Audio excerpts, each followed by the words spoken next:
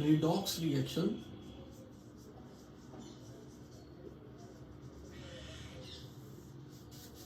from the same point where we finished the last class. तो हमने oxidation number निकालने सीखे थे, तो उसी से हम कंटिन्यू कर रहे हैं. कुछ एक तो स्पेसिफिक एग्जांपल है that I should entertain in the class. For that you are suppose to note down some basic information. What is that information? अगर कहीं भी carbon monoxide, water, ammonia, simple carbon monoxide, water, ammonia आ जाए, तो overall they are neutral molecule. इनका oxidation number, overall oxidation number will be counted as 0. Its oxidation number will be counted as 0. Overall water molecule का, overall ammonia molecule का oxidation number should be counted as 0. By chance कहीं nitrate आ गया, its oxidation number is -1. Its charge is -1. NO3 के पूरे के ऊपर.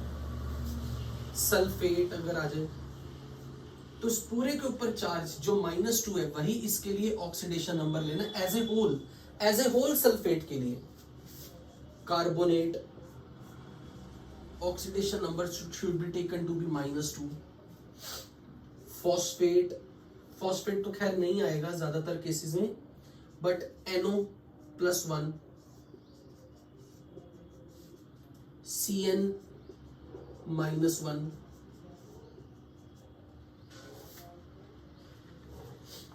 So these are few common species जिनका overall oxidation number आपको याद होना चाहिए.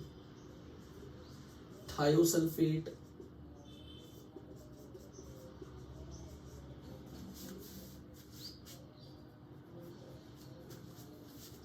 अब मैं एग्जांपल दे रहा हूं, इसकी जरूरत क्यों पड़ रही है, क्योंकि शीट में एक सवाल दिया हुआ है.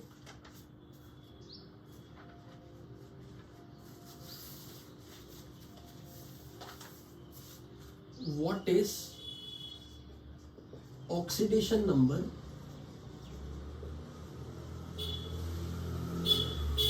of underlying element?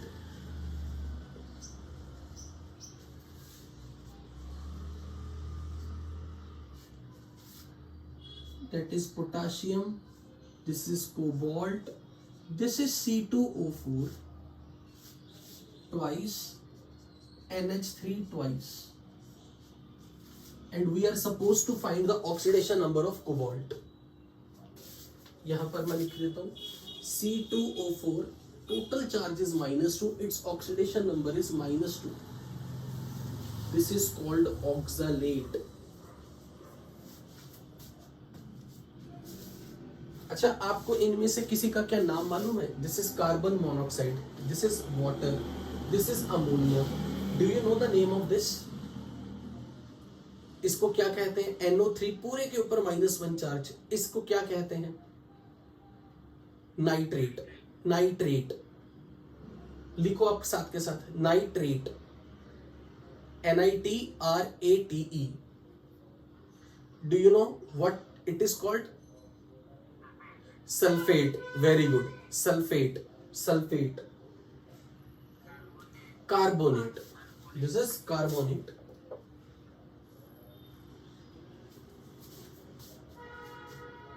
नाइट्रोसोनियम या नाइट्रोसोनियम याद रखो. साइनाइड. Nitrosonium cyanide. नाइट्राइट.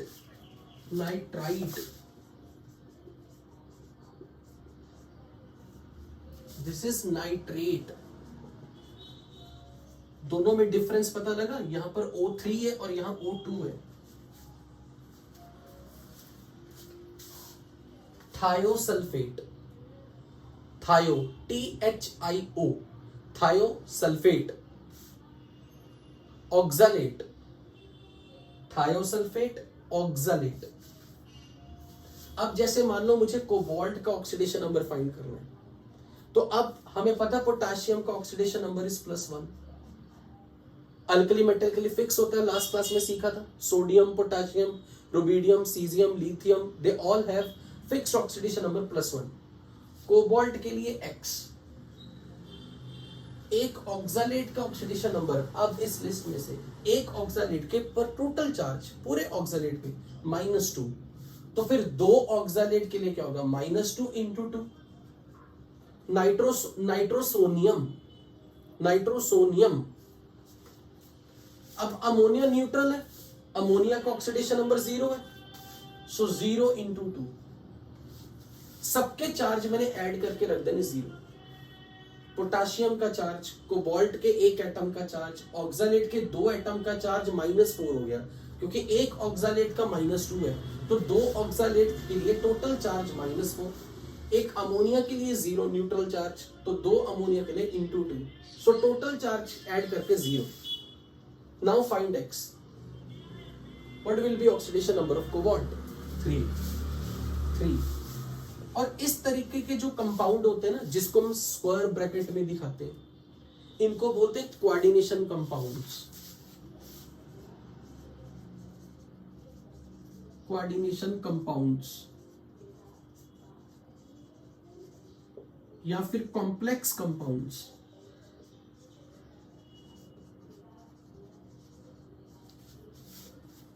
जब आप 12th क्लास में जाओगे तो आपका पहला चैप्टर ही कोऑर्डिनेशन केमिस्ट्री होगा, वहां पर आप इन सारे कंपाउंड्स की स्टडी करोगे।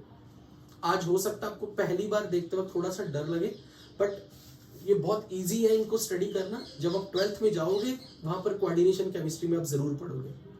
इनफैक्ट जब आप आगे जाके इनऑर्गेनिक पढ़ोगे पैरेलली, तब भी आपको थोड़ा बहुत अंदाजा इसका समझ में आना शुरू हो जाएगा। ये बहुत इजी से होते हैं कंपाउंड, इनको स्टडी करना।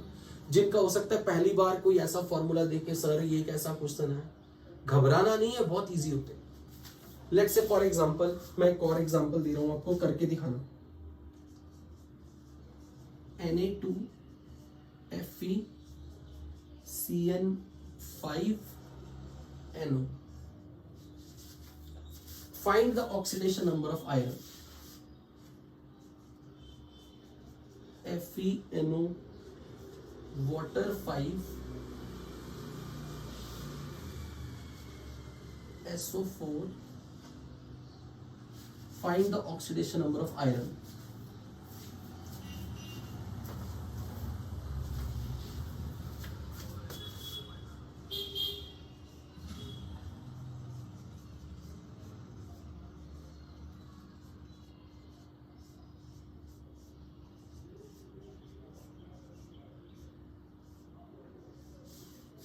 Find the oxidation number of iron and cobalt.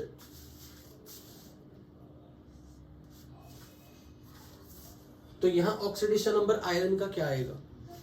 एक सोडियम के लिए +1, 2 सोडियम के लिए +2, आयरन के लिए X, एक Cn के लिए -1, साइनाइड का चार्ज -1, बट ये याद होना चाहिए, × 5, और एक NO के ऊपर charge. What is the charge on 1 nitrosonium? +1, and should be equal to 0। तो यहां से चेक करो X कितना आएगा। X की वैल्यू आएगी 2। So this is oxidation number of iron. Now tell me here. 1, बिल्कुल ठीक, 1। Tell me here +2. What is here? Oxalate का चार्ज -2, +3। इजी लगा? टफ तो नहीं लगा? ठीक है। अब एक और एग्जांपल है जो मुझे बताना है।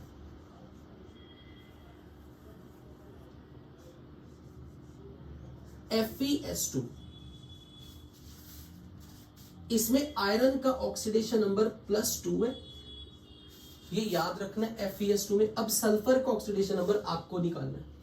What is oxidation number of sulphur?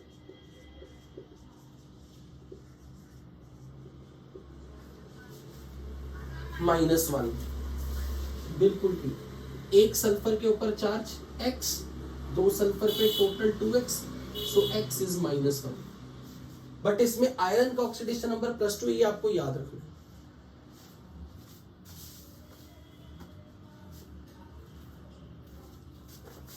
Okay, अब हम इसके अपने जो लास्ट टॉपिक है जो रिडॉक्स का, जिस पर हमारी नेक्स्ट 2 से 3 क्लास चलेंगी, बैलेंसिंग ऑफ रिडॉक्स रिएक्शन।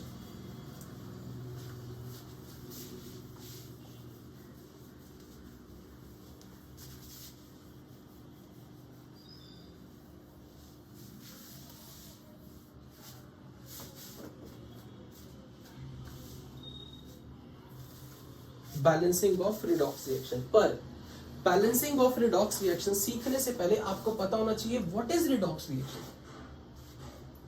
मान लो मैंने आपके सामने एक रिएक्शन लिखी, zinc plus copper 2 plus giving zinc +2 and copper. जो लोग बिल्कुल फ्रेश, बहुत वेरी फर्स्ट टाइम केमिस्ट्री कर रहे हैं, उनको पता होना चाहिए जब भी किसी के ऊपर चार्ज आ गया उसको कहते हैं आयन। लेकिन अगर किसी पे पॉजिटिव चार्ज आ गया तो cation. Any positive charge species is called cation and any negative charge species is called anion. So this is cation, this is neutral, this is cation, this is neutral. मान लो ये मेरे सामने एक reaction है। इस रिएक्शन में अगर कोई मुझसे ये पूछे कि जिंक का ऑक्सीडेशन नंबर कितना है, यहां पर तो जिंक न्यूट्रल है, तो जिंक का ऑक्सीडेशन नंबर है 0। कॉपर का ऑक्सीडेशन नंबर है +2, जिंक का ऑक्सीडेशन नंबर है +2, कॉपर न्यूट्रल है, कॉपर का ऑक्सीडेशन नंबर 0। तो ड्यूरिंग दिस रिएक्शन जिंक का ऑक्सीडेशन नंबर क्या हो गया, बढ़ गया या घट गया? 0 था लेकिन +2 हो गया, बढ़ गया। इसका यह मतलब है कि जिंक ने +2 चार्ज जब बनाना था तो जिंक ने 2 इलेक्ट्रॉन लूज कर दिए। जिंक ने 2 इलेक्ट्रॉन लूज कर दिए क्योंकि जिंक के ऊपर से 0 से +2 चार्ज आ गया, तो जिंक के एक एटम ने 2 इलेक्ट्रॉन लूज कर दिए। तो इस प्रोसेस का नाम होता है ऑक्सीडेशन। ऑक्सीडेशन मतलब टू लूज इलेक्ट्रॉन।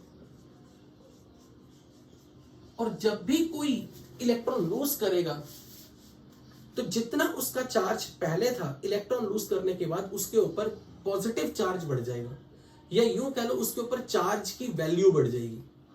जैसे कि मान लेते हैं कोई एटम है जिसके ऊपर चार्ज है -3, इसने 2 इलेक्ट्रॉन लूज कर दिए। जब भी इलेक्ट्रॉन लूज करने हैं ना तो उसको प्रोडक्ट में लिखते हैं, प्रोडक्ट साइड में, और 2 इलेक्ट्रॉन लूज कर दिए। अब मैं बोलूंगा कि इसके ऊपर जो चार्ज आएगा वो -1 हो जाएगा। अब आप बताओ -3 से -1 में कौन नंबर बड़ा है? -1 बड़ा। -1 -3 से कितना बड़ा है? -1 और -3 में डिफरेंस 2 यूनिट का, 2 यूनिट का। -2 में नहीं, क्योंकि अगर आप -3 में -2 जोड़ोगे वो तो घट जाएगा ना।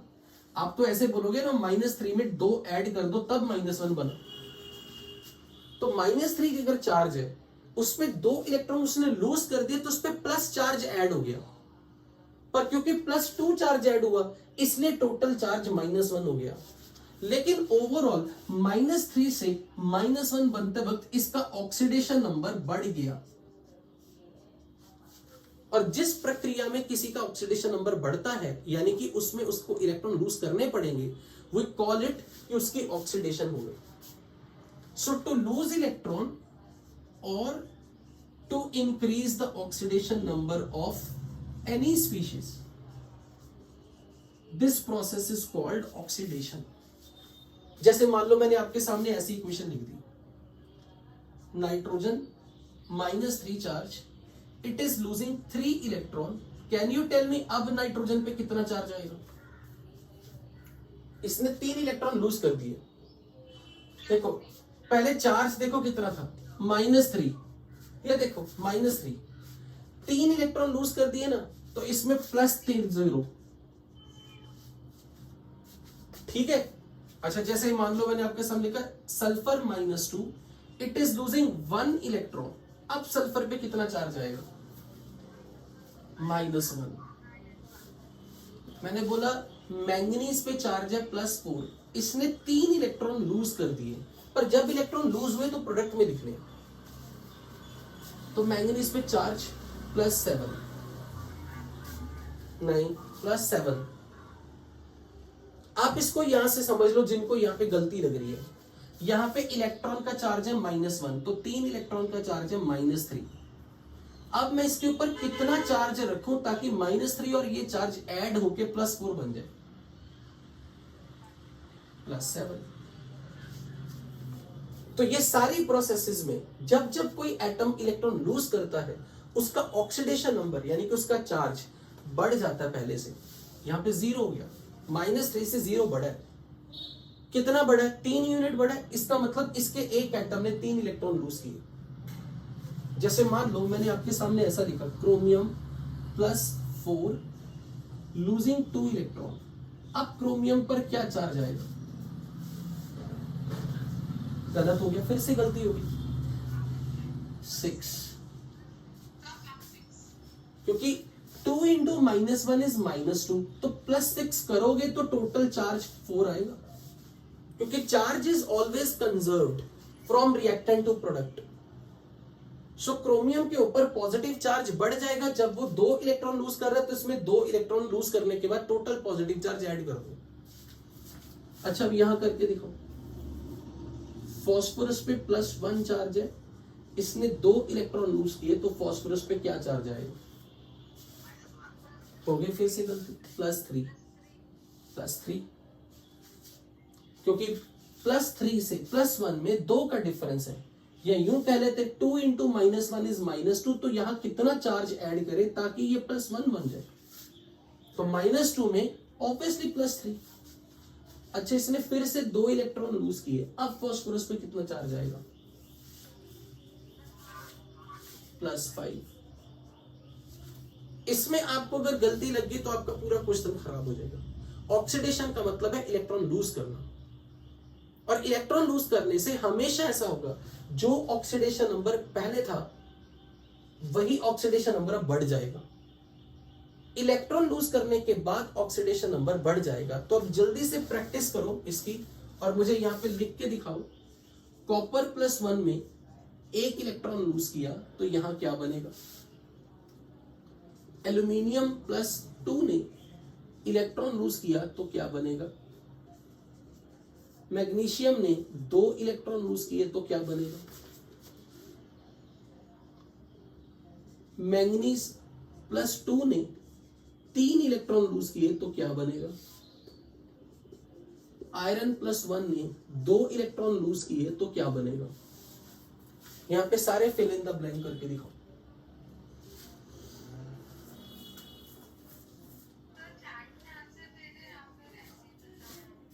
आपको बस ये बताना है कि यहां पर क्या बनेगा। Cu2+, यहां Al+3, यहां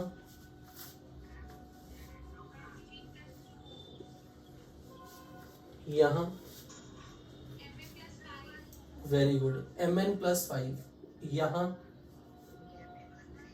Fe+3, Fe+3, correct, very good.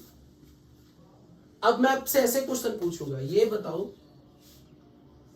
Chromium +3 ने कितने इलेक्ट्रॉन लूज किए तो क्रोमियम +6 बना? अब बताओ यहां पर x क्या आएगा? 3। सल्फर +4 ने कितने इलेक्ट्रॉन लूज किए? सल्फर +6 बना, क्योंकि +4 से +6 हो गया, पॉजिटिव चार्ज बढ़ गया 2। ओके, अब ये करके दिखाऊं।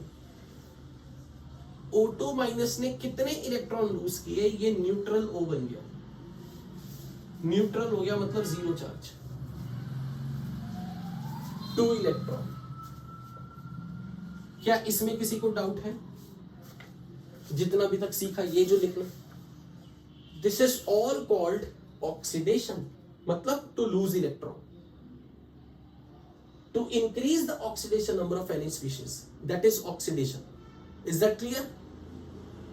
कोई क्वेरी, कोई क्वेश्चन यहां तक? ओके। अब इसका उल्टा, जब इलेक्ट्रॉन लूज करने हैं, इलेक्ट्रॉन लूज दिखाने हैं, वो प्रोडक्ट में दिखाने हैं, कितने इलेक्ट्रॉन, 2 इलेक्ट्रॉन, 4 इलेक्ट्रॉन, 5 इलेक्ट्रॉन, वो कोफिशिएंट बनेगा इलेक्ट्रॉन पे। पर हम टोटल चार्ज कंजर्वेशन को फॉलो कर रहे हैं। चार्ज कंजर्वेशन का मतलब 3 इंटू -1, टोटल -3 चार्ज प्लस 0, यानी कि coefficient into the charge. Coefficient यहां कुछ नहीं है तो 1 है, कोफिशिएंट इंटू द चार्ज, ये जो total charge on the right hand side है that should be equal to the total charge on the left hand side. यानी कि अगर यहां पे एक नाइट्रोजन पे -3 चार्ज है तो यहां पर टोटल सबका चार्ज, यानी कि 3 इलेक्ट्रॉन का टोटल चार्ज और एक नाइट्रोजन का टोटल चार्ज मिला के -3 चार्ज होना चाहिए। अब दूसरी, रिडक्शन।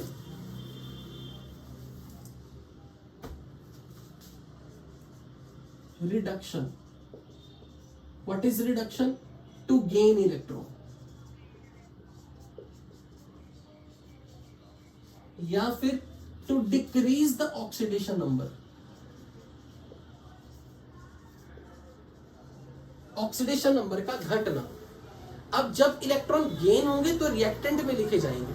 अगर मैंने इलेक्ट्रॉन गेन किए, मतलब मैं अपने लिए लिख रहा हूं मी, मैंने 2 इलेक्ट्रॉन गेन किए, तो जब मैं गेन कर रहा हूं ना तो 2 इलेक्ट्रॉन मैं रिएक्टेंट की तरफ दिखा रहा हूं, एरो की दूसरी तरफ नहीं दिखाने।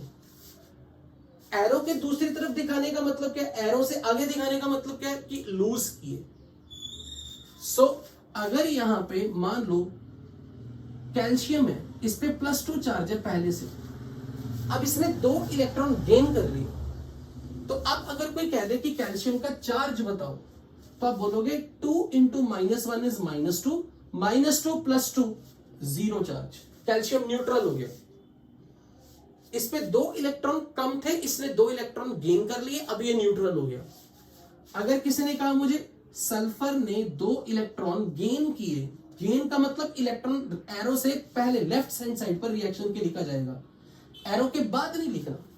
अब सल्फर पे चार्ज कितना है? 0, 2 इलेक्ट्रॉन का चार्ज -2, 0 और -2 जोड़ दो तो सल्फर पे आया -2। अब ये बताओ ऑक्सीडेशन नंबर पहले 2 था, अब 0 है, घट गया या बढ़ गया?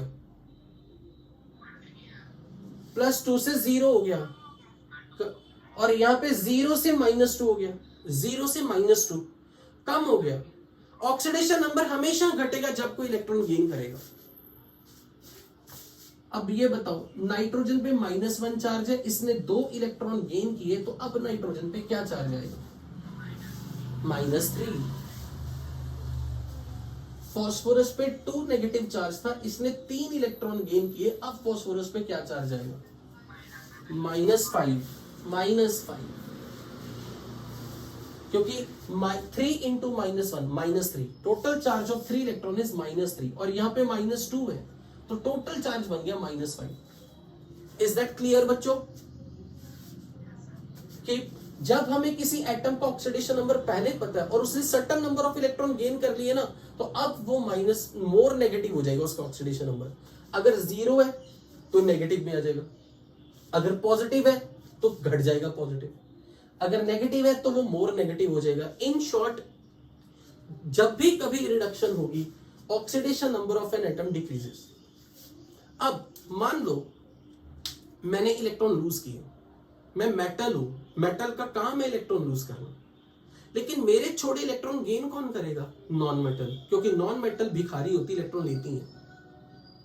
जैसे फॉर एग्जांपल आपके पापा ने आपको पॉकेट मनी दी, अगर उन्होंने पॉकेट मनी दी, उस पॉकेट मनी की वैल्यू तभी है जब उस पॉकेट मनी को कोई गेन करने वाला बच्चा आप हो। अगर बच्चे ही नहीं होंगे तो वो पॉकेट मनी किसको देंगे? तो अगर उन्होंने कहा नहीं मैंने अपनी वाइफ को पॉकेट मनी दी, आपकी मम्मी को पॉकेट मनी दी, तो फिर जब तक कोई कुछ दे रहा है तो देने वाले के जो प्रोडक्ट है ना, जो उसने दिया, उसकी वैल्यू तभी तक है जब उसको कोई गेन करने वाला हो। तो जब हम कहते हैं भगवान हमें ब्लेसिंग्स दो, तो भगवान की छोड़ी ब्लेसिंग्स की वैल्यू तभी है जब उस ब्लेसिंग्स को कोई लेने वाला हो। इसलिए ये कंप्लीमेंट्री, एक दूसरे को कंप्लीमेंट करते हैं। अगर कोई कुछ देगा तो फिर लेने वाला सामने होना चाहिए। तो कोई भी ऐसे रिएक्शन जिसमें कोई इलेक्ट्रॉन लूज करे, जस्ट अ मिनट,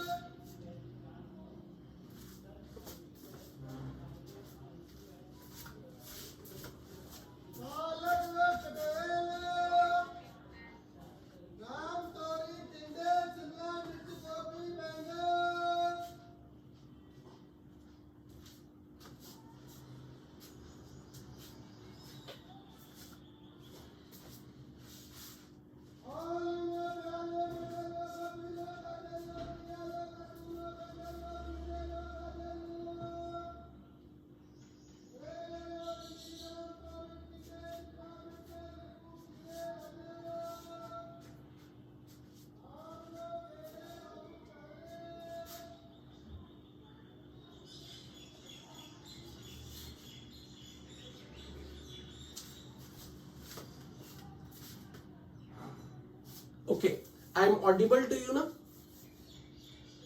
ओके, तो जब भी मैं ये कह रहा था कि जब भी कोई इलेक्ट्रॉन लूज करेगा ना, यानी कि किसी मेटल ने इलेक्ट्रॉन लूज किए, तो मेटल की हो गई ऑक्सीडेशन। पर उसके छोड़े इलेक्ट्रॉन गेन कौन करेगा? Non metal. तो नॉन मेटल इलेक्ट्रॉन गेन करेगा तो नॉन मेटल की हो गई रिडक्शन। ऐसी रिएक्शन जो किसी के इलेक्ट्रॉन लूज करने पर, यानी कि किसी की ऑक्सीडेशन से, पर किसी के इलेक्ट्रॉन गेन करने पर, यानी कि किसी की रिडक्शन में, किसी की ऑक्सीडेशन से किसी की रिडक्शन का होना, इस during the process we call it as redox. ये जो नाम है ना RED, रिड, रिड का एक्चुअली पूरे वर्ड रिडक्शन का first 3 alphabets, red, ox, oxidation के फर्स्ट 2 अल्फाबेट। तो बेसिकली रिडॉक्स का मतलब एक ऐसी रिएक्शन जिसमें कोई इलेक्ट्रॉन लूज करे और कोई इलेक्ट्रॉन गेन करे। ऐसा कभी नहीं हो सकता मैंने इलेक्ट्रॉन लूज किए पर गेन करने वाला कोई नहीं है, क्योंकि जब तक कोई गेन करने वाला नहीं है, I will not lose electron. And कोई भी इलेक्ट्रॉन गेन नहीं करेगा जब तक उसको कोई देने वाला ना बैठा हो। सो देने वाला और लेने वाला हमेशा साइमल्टेनियसली एग्जिस्ट करेंगे, तभी रिएक्शन होगी। यानी कि oxidation cannot occur independent of reduction, reduction cannot occur independent of oxidation, they always occur simultaneously. तो जैसे सड़क पे चलते हुए आप गाड़ी में थे, आपके पापा ने जैसे मिरर खोला, कोई भिखारी आ गया, उन्होंने भिखारी को 2 रुपए दे दिए। तो उस वक्त पापा ने 2 रुपए दिए हैं, तो पापा की हो गई ऑक्सीडेशन, पर जिसको उसने 2 रुपए दिए पापा ने, जो भिखारी ने 2 रुपए दिए, भिखारी की हो गई रिडक्शन। इस वक्त मैं बोलूंगा पापा हैज ऑक्सीडाइज्ड, भिखारी बेगर हैज गॉट रिड्यूस्ड। और इन दोनों ने मिलके, पापा भिखारी ने मिलके जो आपस में रिएक्शन की है इलेक्ट्रॉन के लेने देने की, दिस ओवरऑल रिडॉक्स रिएक्शन। तो रिडॉक्स रिएक्शन हमेशा देने वाले की ऑक्सीडेशन और लेने वाले की रिडक्शन से होगी। बोलो ये चीज समझ आई या नहीं? ये चीज आपको क्लियर हुई? अब जैसे फॉर एग्जांपल यहां चेक करो, जिंक पर 0 चार्ज था, अब जिंक पे +2 है, तो जिंक का ऑक्सीडेशन नंबर बढ़ गया या घट गया? तो इसका मतलब जिंक ने इलेक्ट्रॉन लूज किए होंगे या गेन किए होंगे? जिंक का ऑक्सीडेशन नंबर बढ़ गया, जिंक ने इलेक्ट्रॉन लूज किए, पर उसके इलेक्ट्रॉन जो थे, जो उसने छोड़े, किसी ने गेन किए। किसने गेन किए? इसने, क्योंकि इसकी रिएक्शन इसके साथ हो रही है। अब कॉपर पे +2 चार्ज है और अब देखो 0 है, तो कॉपर का ऑक्सीडेशन नंबर घट गया या बढ़ गया? घट गया। इसका मतलब इसकी रिडक्शन हुई है। सो मैं बोलूंगा जिंक से जिंक 2+ ये ऑक्सीडेशन हुई, और कॉपर 2+ से कॉपर ये रिडक्शन हुई। तो इलेक्ट्रॉन लूज किसने किए? रिएक्टेंट जिंक ने। इलेक्ट्रॉन गेन किसने किए? रिएक्टेंट कॉपर 2+ ने। So this has gained electron and it has lost electron. समझ आई या नहीं? What is redox reaction? So occurrence of oxidation as well as reduction but simultaneously, Without oxidation, no reduction is possible.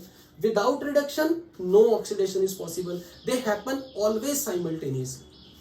So हम यहां पे लिख लेते हैं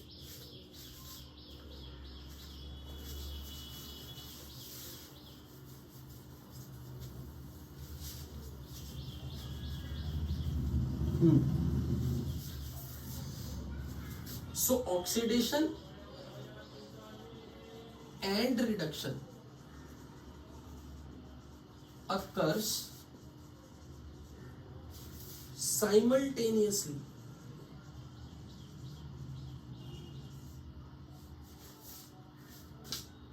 And redox reaction is a reaction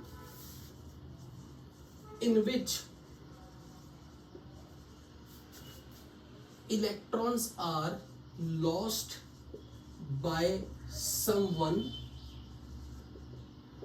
getting oxidized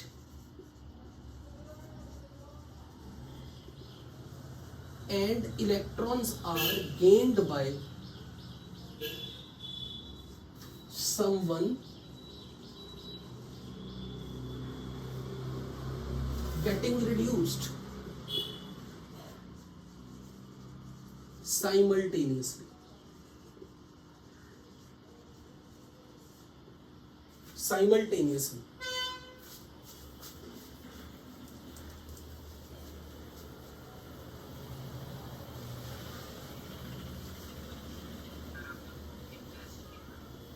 दोबारा बोलो.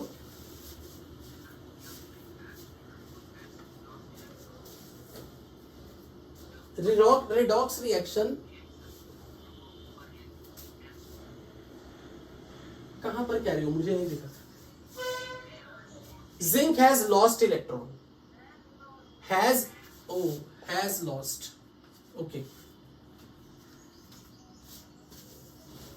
अच्छा, अब यहां पर एक डायग्राम से समझा रहा हूं. मान लो इसने इलेक्ट्रॉन लूज किए, ए ने इलेक्ट्रॉन लूज किए और बी के ऊपर कुछ प्लस चार्ज था, तो बी प्लस एन ने इलेक्ट्रॉन गेन किए.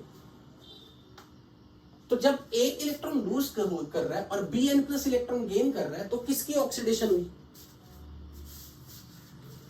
Who has undergone oxidation? ए की.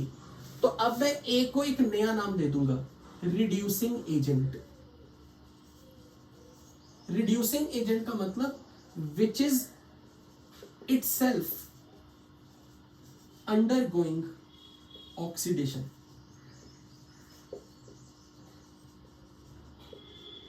और जो इलेक्ट्रॉन गेन कर रहा है, this is called oxidizing agent, which itself undergoes reduction. तो मुझे आप ये बताओ, मेटल और नॉन मेटल में, मेटल का काम होता है इलेक्ट्रॉन लूज करना और नॉन मेटल का काम होता है इलेक्ट्रॉन गेन करना. तो मेटल और नॉन मेटल में कौन ऑक्सीडाइजिंग एजेंट हो सकता है? गलत. Non metal. नॉन मेटल, क्योंकि नॉन मेटल इलेक्ट्रॉन गेन करती है, नॉन मेटल की अपनी रिडक्शन होती है. अब इसमें जरा देखो क्यों ऐसा हो रहा है, क्योंकि इसमें बच्चों को बड़ी गलती लगती है, क्योंकि उल्टे हो गए हैं. नॉन मेटल की रिडक्शन होती है तो उसको हमने कह दिया ऑक्सीडाइजिंग एजेंट, मेटल की ऑक्सीडेशन होती है तो उसको कह दिया रिड्यूसिंग एजेंट. इसको उल्टा क्यों किया, ध्यान से समझना. मान लो मैं मेटल हूं और आप नॉन मेटल हो, मैंने इलेक्ट्रॉन लूज किए, मेरी क्या हुई है? मैंने इलेक्ट्रॉन लूज किए तो मेरी क्या हुई है? मेरी ऑक्सीडेशन हुई है. पर मेरी ऑक्सीडेशन के लिए जिम्मेवार कौन, रिस्पॉन्सिबल कौन? मैं या आप? आप लोगों की वजह से. अगर आप ना होते तो मैं इलेक्ट्रॉन किसको देता? तो अगर आप ही इलेक्ट्रॉन लेने वाले नहीं होते तो मैं किसी को नहीं इलेक्ट्रॉन देता, मेरी ऑक्सीडेशन ही नहीं होती. तो मैं बोलता आप जिसकी खुद की रिडक्शन हो रही है आपकी, you are responsible for my oxidation, so do you are oxidizing agent for me. अब ये बताओ मेरे कारण आपकी क्या हुई थी? तो आपकी रिडक्शन के लिए जिम्मेवार कौन है? मैं. तो आपके लिए मैं रिड्यूसिंग एजेंट हूं. समझ में आई ये चीज? यानी कि अगर मैंने इलेक्ट्रॉन लूज किए तो मेरी तो ऑक्सीडेशन हुई, पर मेरी ऑक्सीडेशन करवाई किसने? आपने। So you are the person who is responsible for my oxidation. So आप ऑक्सीडाइजिंग एजेंट हो। तो आप मुझे ये बताओ, जब पापा ने रोड पे चलते हुए किसी बैगर को पैसे दिए थे, तो पापा और बैगर में कौन रिड्यूसिंग एजेंट बन गया था? पापा। तो सिंपल, पापा रिड्यूसिंग एजेंट बन गए और जो बैगर था वो ऑक्सीडाइजिंग एजेंट बन गया।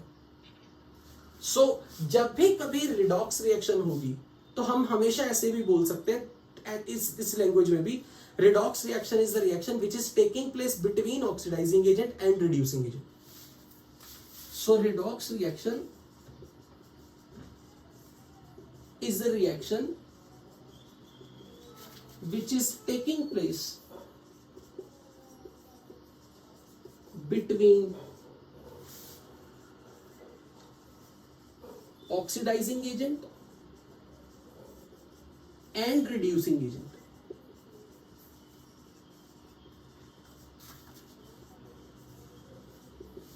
ऑक्सीडाइजिंग एजेंट कौन? लेने वाला या देने वाला? ऑक्सीडाइजिंग एजेंट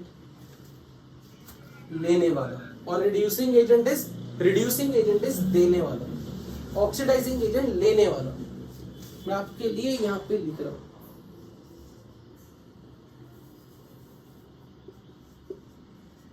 लेने वाला, देने वाला। अच्छा, भगवान को क्या बोलोगे? भगवान क्या करता है, देने वाला या लेने वाला?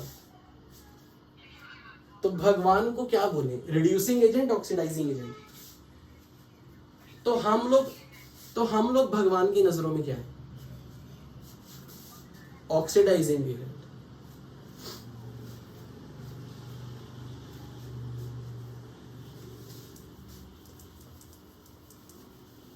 तो अब मैं आपके सामने रिएक्शंस लिखूंगा, आपको रिएक्शंस को देख के पहचानना है। जैसे कि यहां पे जिंक का ऑक्सीडेशन नंबर बढ़ गया था, जिसका ऑक्सीडेशन नंबर बढ़ गया था जिंक की ऑक्सीडेशन हुई। तो जिसकी ऑक्सीडेशन हुई आप बोलोगे सर ये रिड्यूसिंग एजेंट है। ये कॉपर 2+ का ऑक्सीडेशन नंबर घट गया था तो इसकी रिडक्शन हुई थी, इसने इलेक्ट्रॉन गेन किए हैं, तो ये ऑक्सीडाइजिंग एजेंट है। तो अब आपके सामने रिएक्शंस लिखूंगा, आपने मुझे बताना है रिएक्टेंट में जो दो स्पीशीज हैं उनमें से कौन ऑक्सीडाइजिंग एजेंट है, कौन रिड्यूसिंग एजेंट है।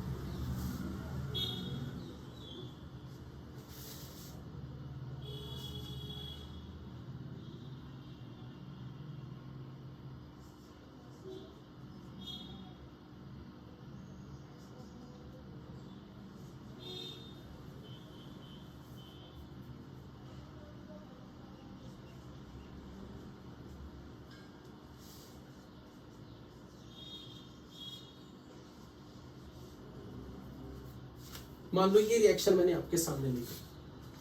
अब आपको ये बताना है, इन दोनों में से, रिएक्टेंट में से कौन ऑक्सीडाइजिंग एजेंट है, कौन रिड्यूसिंग एजेंट है। इन दोनों में से कौन ऑक्सीडाइजिंग, कौन रिड्यूसिंग एजेंट। ओहो, ऐसे।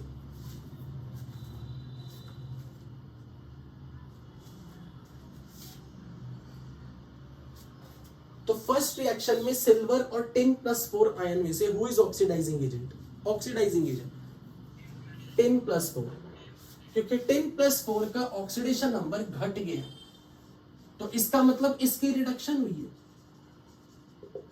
इसने इलेक्ट्रॉन गेन किए, तो फिर इसने ऑक्सीडेशन नंबर 0 से इसका +1 हो गया, इसका ऑक्सीडेशन नंबर बढ़ गया तो इसकी ऑक्सीडेशन हुई है।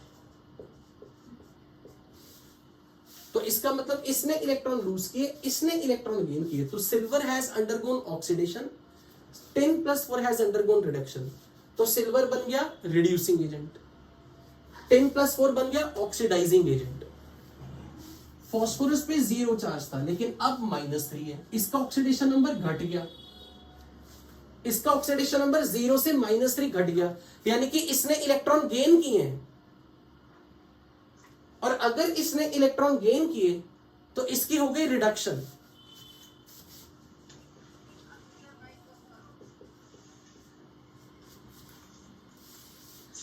कैल्शियम का ऑक्सीडेशन नंबर 0 है लेकिन अब +2 हो गया, इसका ऑक्सीडेशन नंबर बढ़ गया, तो इसकी ऑक्सीडेशन हुई, इसने इलेक्ट्रॉन लूज किए, so this is reducing agent.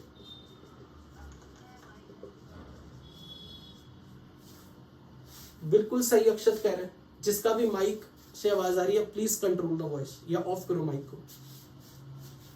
So phosphorus is which agent? Oxidising agent, and calcium will be reducing agent. अब यहां चेक करके बताओ, -2 से ये 0 हो गया ऑक्सीडेशन नंबर, और ये +1 से +3 हो गया। -2 से 0, इसकी क्या हुई है, ऑक्सीडेशन या रिडक्शन? इसकी ऑक्सीडेशन, यानी कि ये कौन सा एजेंट है? Reducing agent.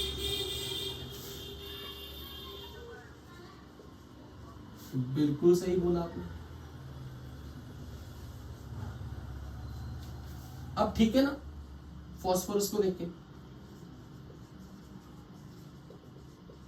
तो O2 माइनस क्या कहलाएगा, कौन सा एजेंट? Reducing agent. और फॉस्फोरस +2 ऑक्सीडाइजिंग एजेंट।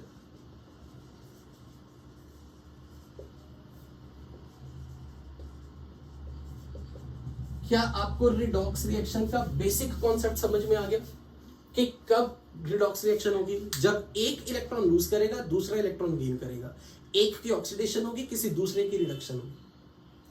अब ये भी जरूरी नहीं है कि हर बार एक की ही ऑक्सीडेशन होगी, एक की रिडक्शन होगी। कई बार ऐसे भी तो होता है ना, जब हम पार्टी में जाते हैं तो सपोज करो 3 बंदों ने पूलिंग की और एक बंदे का बर्थडे है, उसको गिफ्ट देने के लिए 3 लोगों ने शेयरिंग किया, कंट्रीब्यूशन किया, तो 3 लोगों ने अपना कुछ कुछ पैसे डाले पर गिफ्ट एक को मिला। तो ऐसे केस में मैं क्या बोलूंगा, 3 लोगों की ऑक्सीडेशन हो रही है और एक की रिडक्शन हो रही है। हो सकता है वो तीनों लोग अलग अलग हो सकता है वो एक ही बंदे ने सारे पैसे कंट्रीब्यूट कर दिए। तो ये भी पॉसिबल है कि मतलब ए ने भी इलेक्ट्रॉन लूज किए, बी ने भी इलेक्ट्रॉन लूज किए, सी ने भी इलेक्ट्रॉन लूज किए, पर ए बी सी के जो इलेक्ट्रॉन लूज होके टोटल इलेक्ट्रॉन है वो डी ने गेन किए। तो उस वक्त डी की तो रिडक्शन हो गई, लेकिन ए बी सी सबकी ऑक्सीडेशन हो गई, यानी कि सारे A B C reducing agent बन गए। आपको मेरी ये बात समझ में लगी कि जब हम इलेक्ट्रॉन लूज कर रहे हैं तो जरूरी नहीं है कि इलेक्ट्रॉन लूज करने के लिए सारे एक ही टाइप के एटम्स हो सकता है मैंने भी इलेक्ट्रॉन लूज किए, अक्षत ने भी इलेक्ट्रॉन लूज किए, सैब ने भी इलेक्ट्रॉन लूज किए और रानी ने इलेक्ट्रॉन गेन किए। तो हम तीनों की ऑक्सीडेशन हुई है, रानी की रिडक्शन हुई है। हम तीनों रिड्यूसिंग एजेंट है, रानी ऑक्सीडाइजिंग एजेंट है। समझ में आई ये चीज? Okay good. तो अब हम इसको एक नेक्स्ट लेवल पे लेके जाते हैं।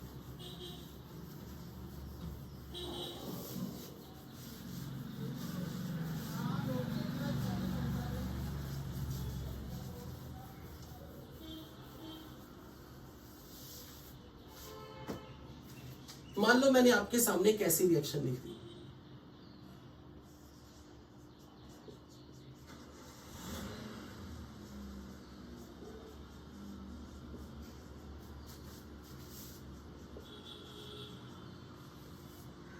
अभी तक हम सिर्फ बच्चों वाले एग्जांपल्स कर रहे हैं। आपको कोई ऐसी रिएक्शन लिखी आ गई और उसमें से आपको बोला बताओ इन दोनों में से कौन ऑक्सीडाइजिंग एजेंट है, कौन रिड्यूसिंग एजेंट है।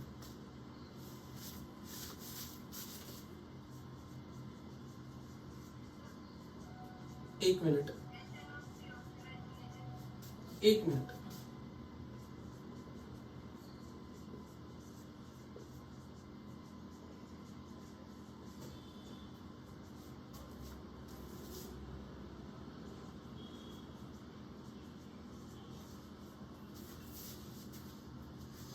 मान लो हमें आइडेंटिफाई करना है, आइडेंटिफाई ऑक्सीडाइजिंग एजेंट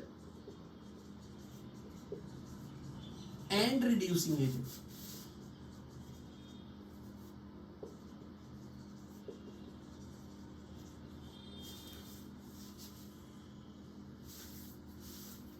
अब आपने क्या करना है, जितने भी एटम्स है ना आपको दिख रहे, copper, hydrogen, nitrogen, oxygen, copper, nitrogen, oxygen, इन सब का ऑक्सीडेशन नंबर ढूंढना। लेकिन ये ध्यान में रखना, कहीं भी किसी कंपाउंड में ऐसा दिखा ना आपको, ए के साथ ब्रैकेट्स में रख के बी थ्राइस, कभी ऐसे दिख गया A2 B थ्राइस, तो यहां पर आप अपने लिए ये निशानी रख लो कि यहां पर आप क्रिस क्रॉस फॉर्मूला लगाओगे, आप सीधा बोलोगे बी के ऊपर टोटल चार्ज -1 है, ए के ऊपर टोटल चार्ज +3 है। बी के ऊपर ए के ऊपर प्लस चार्ज 3 है और बी के ऊपर माइनस चार्ज 2 है। कहीं भी ऐसा कुछ फॉर्मूला दिख जाए, इसकी जरूरत कब पड़ेगी अभी समझा रहा हूं, एग्जांपल दे रहा हूं। सबसे पहले यहां पे चेक करो, कॉपर का न्यूट्रल है, कॉपर के ऊपर ऑक्सीडेशन नंबर 0 है। अब इसमें हाइड्रोजन और ऑक्सीजन के लिए पिछली क्लास में कुछ सिखाया था, जब किसी कंपाउंड में हाइड्रोजन, ऑक्सीजन और कोई थर्ड एलिमेंट हो, कुछ पढ़ाया था ऐसा रूल। जब किसी कंपाउंड में हाइड्रोजन, ऑक्सीजन और कोई थर्ड एलिमेंट हो, तो उस केस में हाइड्रोजन का ऑक्सीडेशन नंबर मैंने कुछ बोला था +1। ऑक्सीजन का मैक्सिमम टाइम कितना होता है, ऑक्सीजन का -2। तो इसका मतलब नाइट्रोजन का ऑक्सीडेशन नंबर आप निकालो, इसका मतलब है कि नाइट्रोजन का ऑक्सीडेशन नंबर आप खुद निकालोगे। तो हाइड्रोजन का ऑक्सीडेशन नंबर +1, ऑक्सीजन का -2। अब नाइट्रोजन का ऑक्सीडेशन नंबर निकालोगे तो ये सॉल्व करके +5 आएगा। अब ये देखो, कॉपर नाइट्रेट में यहां कॉपर के पैरों में 1 है, NO3 के पैरों में 2 है, ये ऐसी स्टोरी आ गई। तो मैं सबसे पहले इसे स्प्लिट कर लूंगा, इसे लिख दूंगा कॉपर 2 प्लस NO3 पूरे के ऊपर -1। ये जिसके पीछे भी बार बार माइक ऑन करने से आवाज आ रही है वो कंट्रोल करे अपनी वॉइस। मैंने सबसे पहले कॉपर के पैरों में 1 और NO3 पूरे के पैरों में 2 रखे, इसको क्रिस क्रॉस करके कॉपर के ऊपर चार्ज देख लिया +2, NO3 पे -1। अब ये कॉपर का ऑक्सीडेशन नंबर +2 मिल चुका है, पर यहां पर नाइट्रोजन का निकालो कितना आएगा। नाइट्रोजन का NO3 के ऊपर -1 चार्ज है, पूरे के ऊपर टोटल +5, NO3 पूरे के ऊपर -1 चार्ज है, तो नाइट्रोजन पे X, ऑक्सीजन पे -2 × 3 और टोटल चार्ज -1, तो X की वैल्यू आ गई +5। और वैसे भी जब आपको यहां NO3 दिख रहा है ना, NO3, और यहां भी NO3 दिख रहा है, इसका मतलब उसमें कोई चेंज नहीं आया, वो वैसे का वैसे ही है। जैसे यहां पर भी NO3 दिख गया, यहां भी NO3 दिख गया, इसका मतलब ये NO3 ने रिडॉक्स रिएक्शन में भाग नहीं दिया। तो हमने क्या किया, जैसे मैंने देखा कि कहीं ब्रैकेट्स दिखा के कुछ लिख दिया, तो इसका मतलब है कि इसके पैरों में जितना भी आपको दिख रहा है ये क्रिस क्रॉस कर दो, कॉपर के ऊपर +2 चार्ज, NO3 पे -1 चार्ज। अब ऑक्सीजन का मैक्सिमम टाइम -2 होता है, तो नाइट्रोजन का ऑक्सीडेशन नंबर आपने ढूंढना है, तो नाइट्रोजन का ऑक्सीडेशन नंबर +5। अब यहां ढूंढो नाइट्रोजन और ऑक्सीजन का ऑक्सीडेशन नंबर। अब किसका ऑक्सीडेशन नंबर ढूंढोगे, नाइट्रोजन का या ऑक्सीजन का? तो नाइट्रोजन का निकालो, कितना आएगा +2, और ऑक्सीजन के लिए तो होता ही -2। वाटर में निकालो, वाटर में हाइड्रोजन कितना लोगे +1, और ऑक्सीजन का ढूंढो, हाइड्रोजन का +1, ऑक्सीजन का -2। क्या आपको यहां पे मैंने जिन जिन का ऑक्सीडेशन नंबर निकाला वो क्लियर है, किसी में डाउट तो नहीं? क्योंकि बिना, अगर ऑक्सीडेशन नंबर ही गलत निकाल दिया ना तो सारी गेम खत्म हो जाएगी। अगर आपको ऑक्सीडेशन नंबर नहीं निकालने आता, ये चैप्टर है ही नहीं आपके लिए फिर।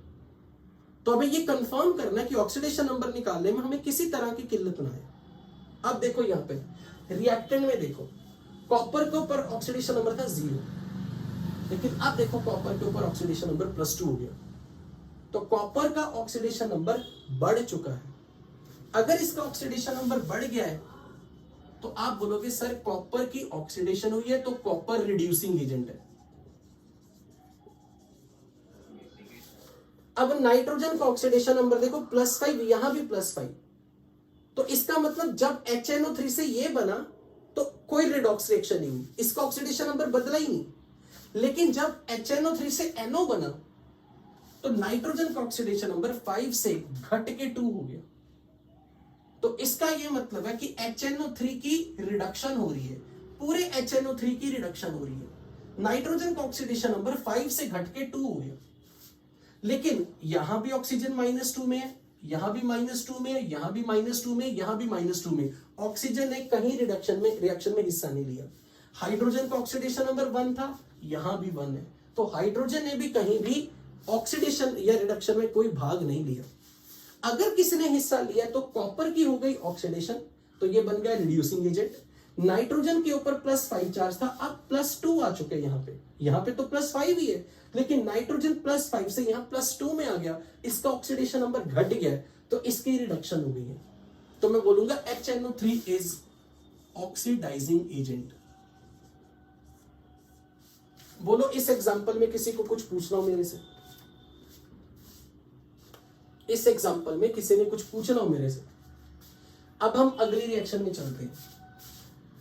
सबसे पहले यहां पर कभी भी हमेशा ये अपनी कॉपी में आप लिख भी लोगे अपनी लैंग्वेज में, यदि आपको रिएक्टेंट में कहीं कोई एसिड दिख रहा हो, एसिड जो मेनली सल्फ्यूरिक एसिड, 3 ही एसिड ज्यादातर आपको बहुत कॉमनली दिखते हैं, लाइक HCl, HNO3, H2SO4। आपको पता है कि ये एसिड है, इनका नाम मालूम है? Hydrochloric acid, hydrochloric acid, nitric acid, sulphuric acid. ज्यादातर केसेस में यदि आपको 2 से ज्यादा रिएक्टेंट दिखेंगे ना, 2 से ज्यादा, लाइक 1 2 3, और अगर मोर देन 2 रिएक्टेंट है और आपको कहीं रिएक्टेंट में एसिड दिख रहा है, तो ज्यादातर वो कभी भी किसी रिएक्शन में भाग नहीं लेगा। उसका प्रमाण क्या होगा, उसका प्रूफ क्या है? ये देखो, H2SO4 में SO4 दिख रहा है आपको, वो अभी भी SO4 ही है, अभी भी SO4 ही है। SO4 का सल्फर कहीं भी SO4 के अलावा कुछ बन के निकला ही नहीं।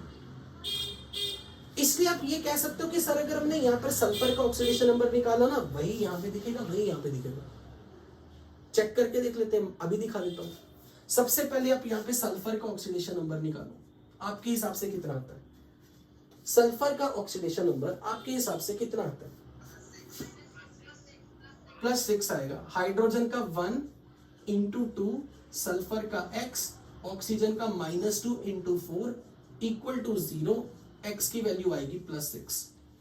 यानी कि सल्फर का ऑक्सीडेशन नंबर वही का वही है। अच्छा, अब यहां पे चेक करो, K2SO4 में सल्फर का ऑक्सीडेशन नंबर कितना है?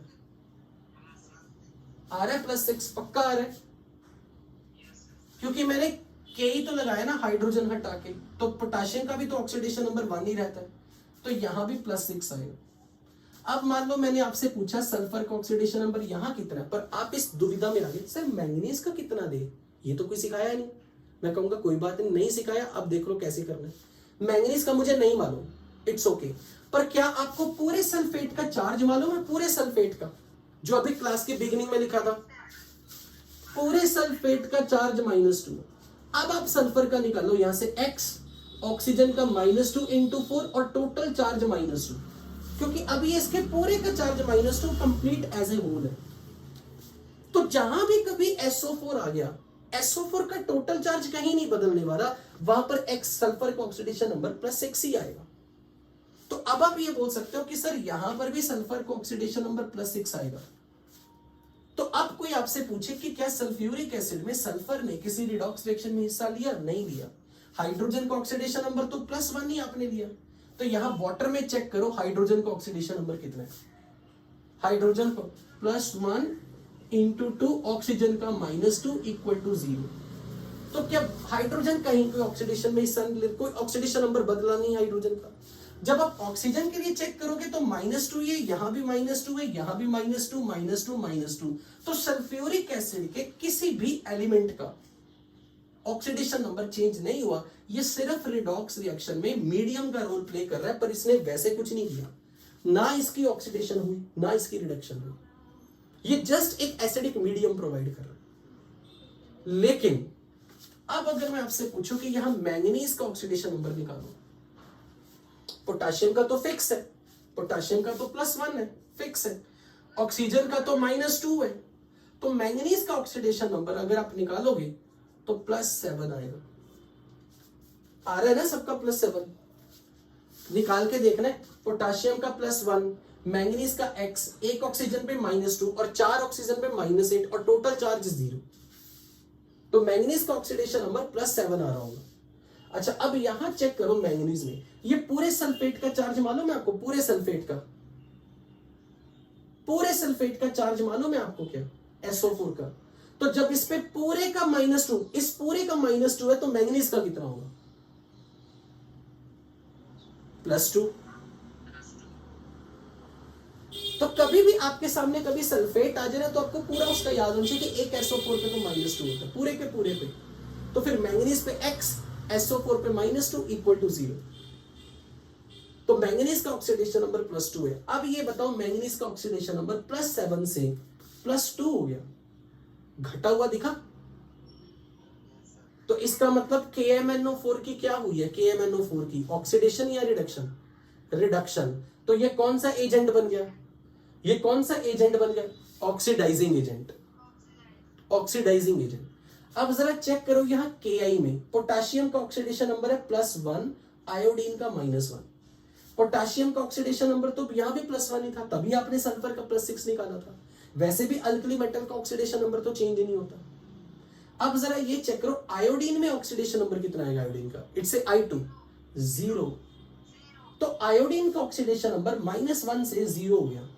इसका मतलब Ki की क्या हो गई? Ki की ऑक्सीडेशन हो गई, क्योंकि इसका ऑक्सीडेशन नंबर बढ़ गया। तो Ki की हो गई ऑक्सीडेशन, KMnO4 की हो गई रिडक्शन, क्योंकि इसका ऑक्सीडेशन नंबर +7 से +2 हो गया था। तो यानी कि KMnO4 क्या बन गया? KMnO4 is undergoing reduction, so it is oxidizing agent.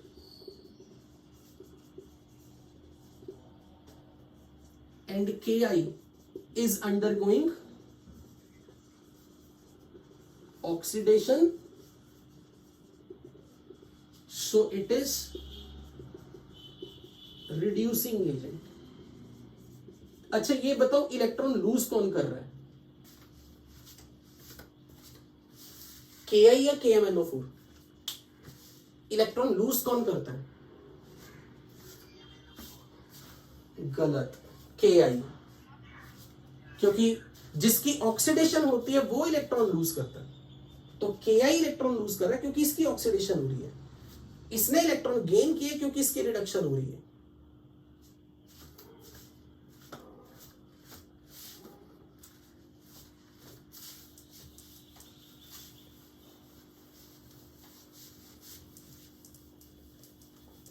Oxygen का मैक्सिमम टाइम कितना लेना ऑक्सीडेशन नंबर? ज्यादातर एग्जांपल्स में आप देख रहे हो, पर फ्यू केसेस में वो धोखा करेगा, वो मैं बताऊंगा कब। बट यस, ऑलमोस्ट 99% केसेस में ऑक्सीजन -2 कैरी करेगा ऑक्सीडेशन नंबर। अब मान लो मैंने आपके सामने ये रिएक्शन लिखी, K2Cr2O7 plus H2SO4 plus CuS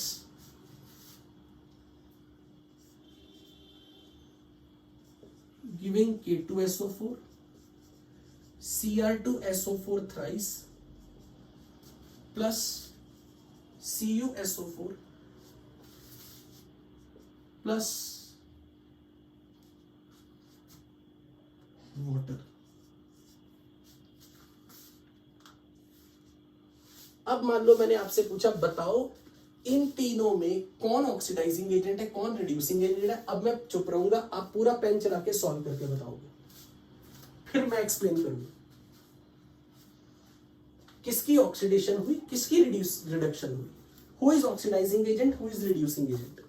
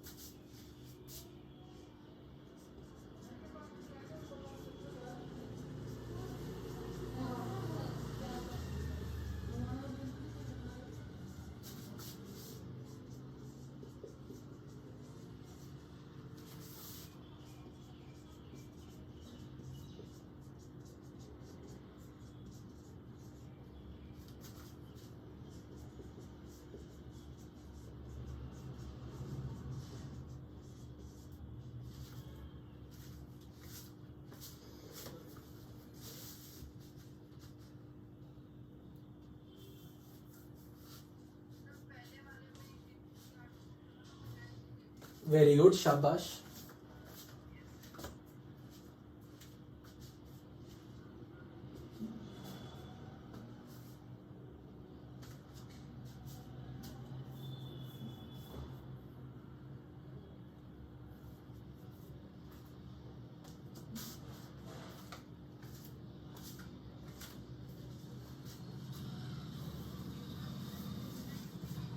very good, शाबाश, एक्सीलेंट।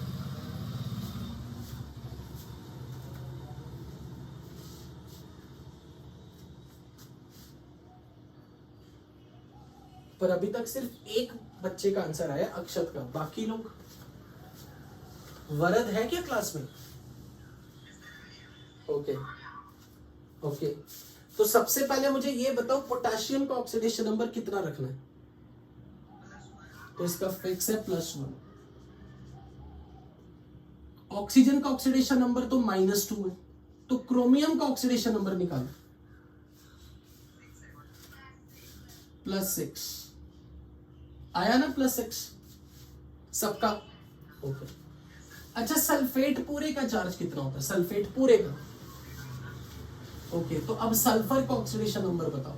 हाइड्रोजन का तो +1 है, हाइड्रोजन का +1 है, 2 हाइड्रोजन का +2, सल्फर का X, ऑक्सीजन का -2 और 4 ऑक्सीजन का -8।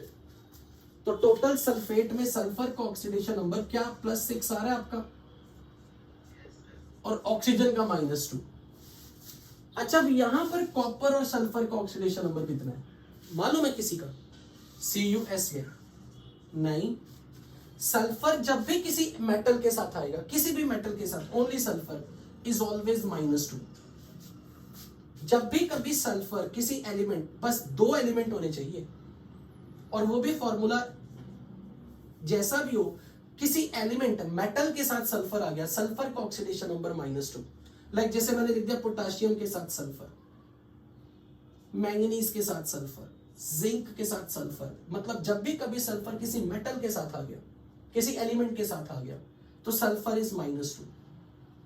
जैसे मैंने यहां लिख दिया AS2S3, तो आर्सेनिक के साथ सल्फर आ गया। अगर आपको कभी गलती लग जाए तो यहां से देख लो, इसके ऊपर चार्ज -2, इसके ऊपर चार्ज +3, तो सल्फर पे -2 आएगा जब भी सल्फर किसी एक एलिमेंट के साथ हो। मतलब किसी भी कंपाउंड में 2 एलिमेंट होने चाहिए, ओनली 2, वहां पे सल्फर हो और साथ में कोई दूसरा एलिमेंट हो। मैक्सिमम टाइम ऐसा होगा। तो अब मुझे कॉपर का ऑक्सीडेशन नंबर निकाल के दिखाओ।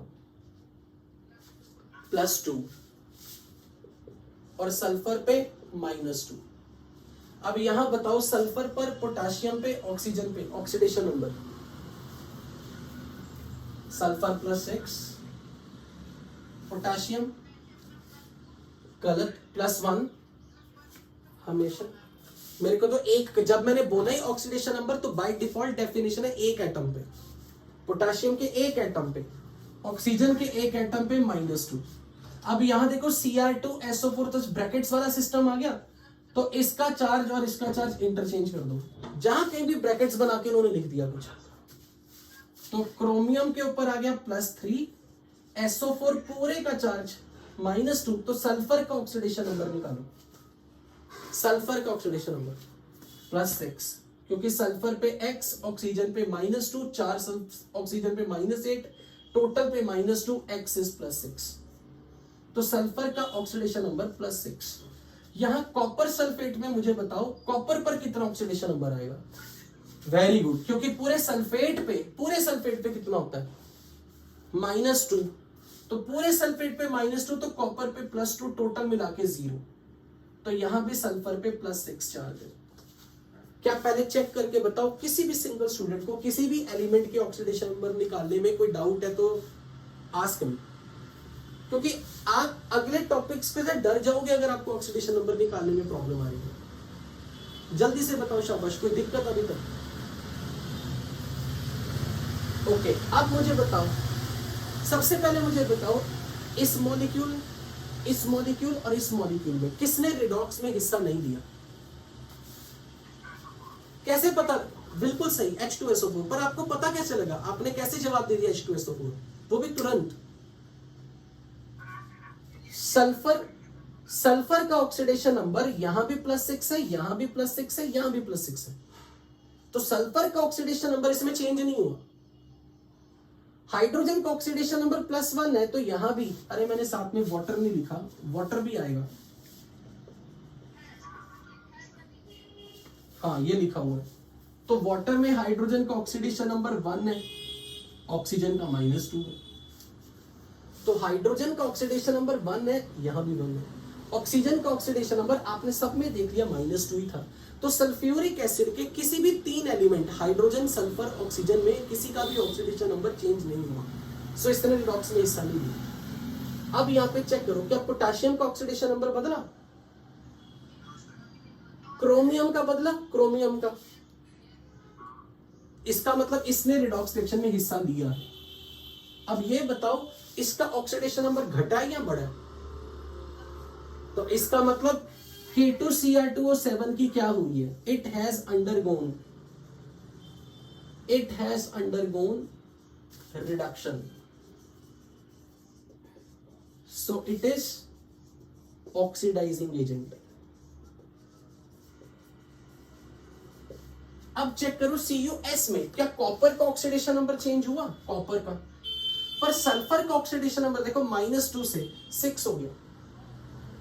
तो मैं यह बोलूंगा कि CuS हैज अंडरगोन,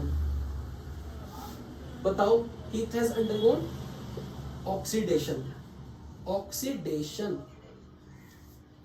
बिकॉज इसका ऑक्सीडेशन नंबर बढ़ गया, -2 से 6 हो गया, बढ़ गया। सो इट इज रिड्यूसिंग एजेंट। तो अब जल्दी से मुझे इन दोनों एग्जांपल्स में सॉल्व करके बताओ, इन दोनों में कौन ऑक्सीडाइजिंग एजेंट है, कौन रिड्यूसिंग एजेंट है? Who is oxidizing agent, who is reducing agent?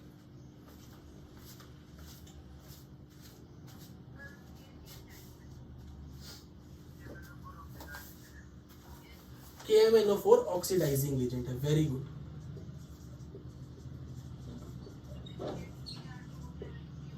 तो HCl बन गया होगा रिड्यूसिंग एजेंट। क्या मैं ये मान के चलूं मैंगनीज का ऑक्सीडेशन नंबर यहां +7 निकाला होगा आपने, और यहां मैंगनीज का ऑक्सीडेशन नंबर +2 आ रहा होगा? क्या चेक करें, +2, तो इसका ऑक्सीडेशन नंबर घट गया। पर क्लोरीन का ऑक्सीडेशन नंबर यहां भी -1 है, यहां भी -1 है, यहां भी -1 है, लेकिन यहां 0 हो गया, तो ऑक्सीडेशन नंबर यहां पे बढ़ गया। क्या आपको यह पता लगा यहां पे मैंने क्लोरीन को -1 क्यों बोला? तो क्लोरीन -1 से 0 में आ गया, तो HCl की ऑक्सीडेशन हो गई। HCl हैज अंडरगॉन ऑक्सीडेशन, क्योंकि क्लोरीन का ऑक्सीडेशन नंबर -1 से 0 हो चुका है। अब आप अगले एग्जांपल में मुझे बताओ, who is oxidizing agent, who is reducing agent?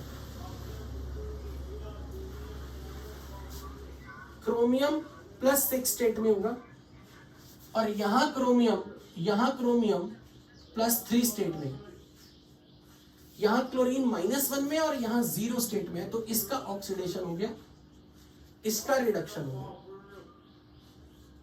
अब ये बताओ पोटेशियम क्लोराइड में यहां पर क्लोरीन -1 में, यहां भी -1 में, तो -1 से -1 क्लोरीन का तो ऑक्सीडेशन नंबर चेंज नहीं हुआ।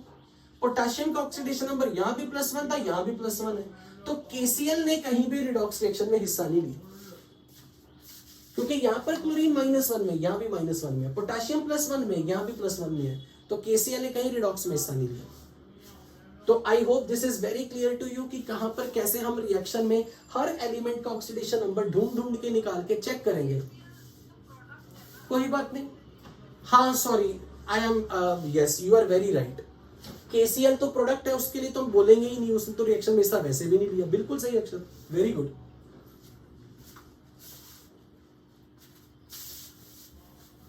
ओके, तो अब यहां पर आपने जो काम करना है, विच इज वेरी इंपॉर्टेंट, जो आज के आज कर लेना, एक्सरसाइज 1 पार्ट 1 और पार्ट 2 में इसी के प्रैक्टिस के लिए आपको कुछ सवाल मिलेंगे शीट में, and they are in section F में।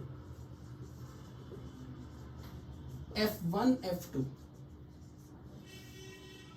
F1 F2 exercise 1 part 1 part 2 में एक्चुअल में ये अलग चैप्टर है, बट रेजोनेंस में ये मोल कंसेप्ट के साथ पढ़ाया जाता है। Exercise 1 part 1 part 2 section F F1 F2 आज के आज ट्राई कर लेना, तभी आपको कॉन्फिडेंस आ जाएगा। अब हेडिंग बनाओ, जिस चीज के लिए हमने इतनी सारी प्रैक्टिस की है, जिस चीज के लिए हमने इतना बैकग्राउंड तैयार किया है, okay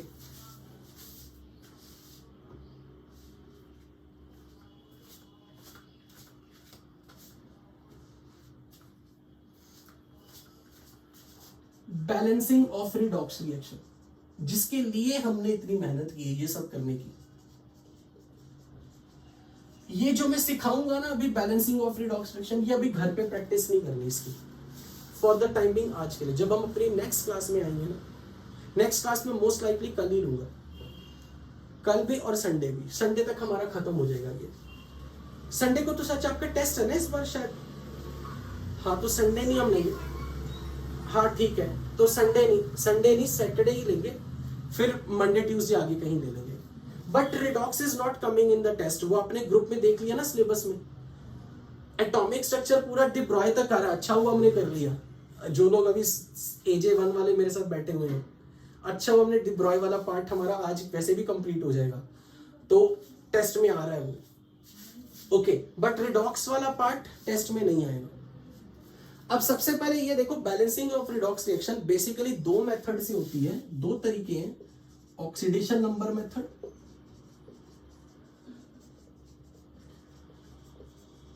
and half reaction method.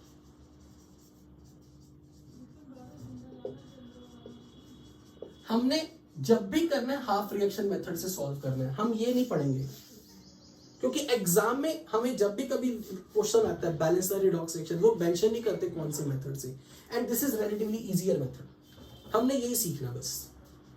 अब हाफ रिएक्शन मेथड में पहले आज, क्योंकि अभी तो जस्ट 15-20 मिनट ही रह गए, तो मैं आपको जस्ट एक बेसिक्स आइडिया देके छोड़ दूंगा, बट इसकी रिगरस प्रैक्टिस हम अपनी नेक्स्ट सेशन में करेंगे। तो आज मैं अभी आपको इसके कुछ स्टेप सिखा रहा हूं, स्टेप ध्यान से सुनने हैं, समझनी है आपको। उसी स्टेप को घर में कम से कम 2 बार पढ़ के आना।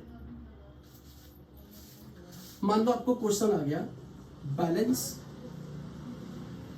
द फॉलोइंग रिडॉक्स रिएक्शन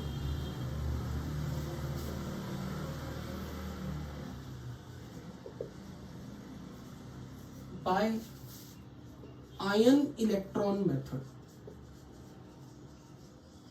तो आपने घबराना नहीं है, ये कौन सा नाम है ion electron method. This and half reaction method are same, they are synonym. Half reaction method और ion electron method are they are same. मान लो ये रिएक्शन आ गई, I minus MnO4 minus Mn2 plus and I2, और question में लिखा आ गया balance it in acidic medium. ये क्वेश्चन में हमेशा बताया होगा कौन से मीडियम में रिएक्शन हुई। कोई रिडॉक्स रिएक्शन एसिडिक मीडियम में है या बेसिक मीडियम में, ये क्वेश्चन में ऐसे ब्रैकेट्स में लिख दिया हो जाएगा, और ये हमें रिएक्शन को बैलेंस करना है।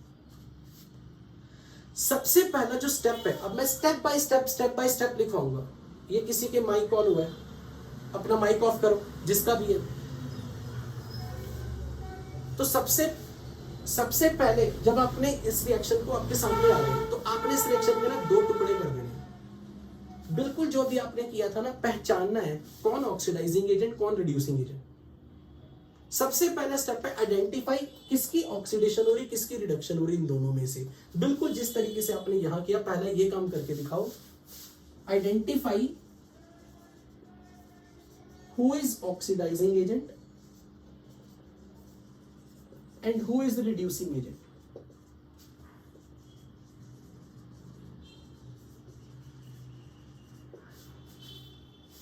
चेक करके बताओ यहां पे। अब देखो आयोडीन नहीं बोलना, I माइनस बोलना।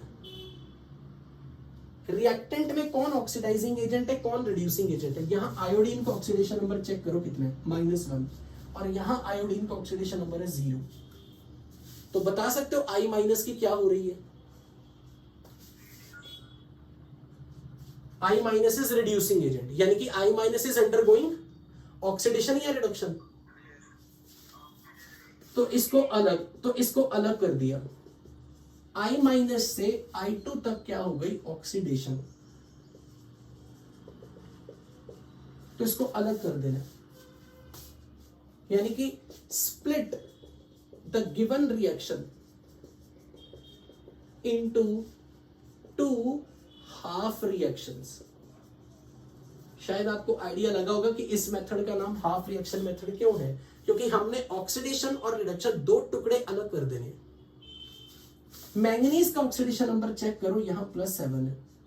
चेक करके देखो, ऑक्सीजन का -2 लोगे तो मैंगनीज का 7 आएगा ना, तो ऑक्सीजन का तो -2 पता लग गया आपको। तो मैंगनीज का ऑक्सीडेशन नंबर चेक करो, क्या आपका 7 आ रहा है? कैसे? मैंगनीज पर X, 1 ऑक्सीजन पे -2 और 4 ऑक्सीजन पे -8, और ये -1 किसका चार्ज है? पूरे का। तो Mn के ऊपर +7 ऑक्सीडेशन नंबर है।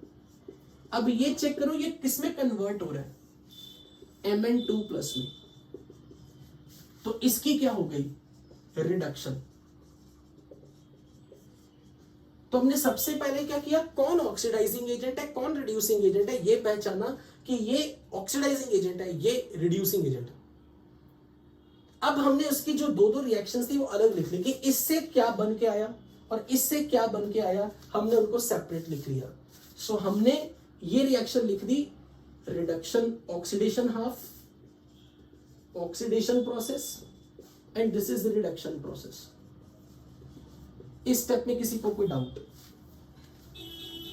हमने जो रिएक्शन उसके जो 2 टुकड़े किए, सबसे पहले ये पहचान के कि इसके यहां पर आना ऑक्सीडेशन हुआ है और यहां से यहां आने में इसकी रिडक्शन हुई है। इसमें किसी को कोई डाउट? यस और नो? कुछ नहीं, वाटर वगैरह की बिल्कुल परवाह नहीं करनी, वो सब लास्ट में आ जाएंगे, पूरे हो जाएंगे बैलेंस होते वक्त। बस जिससे जो बना ना, बस वो लिख देना, ठीक है। Now second step, to balance each oxidation half step और रिडक्शन हाफ स्टेप,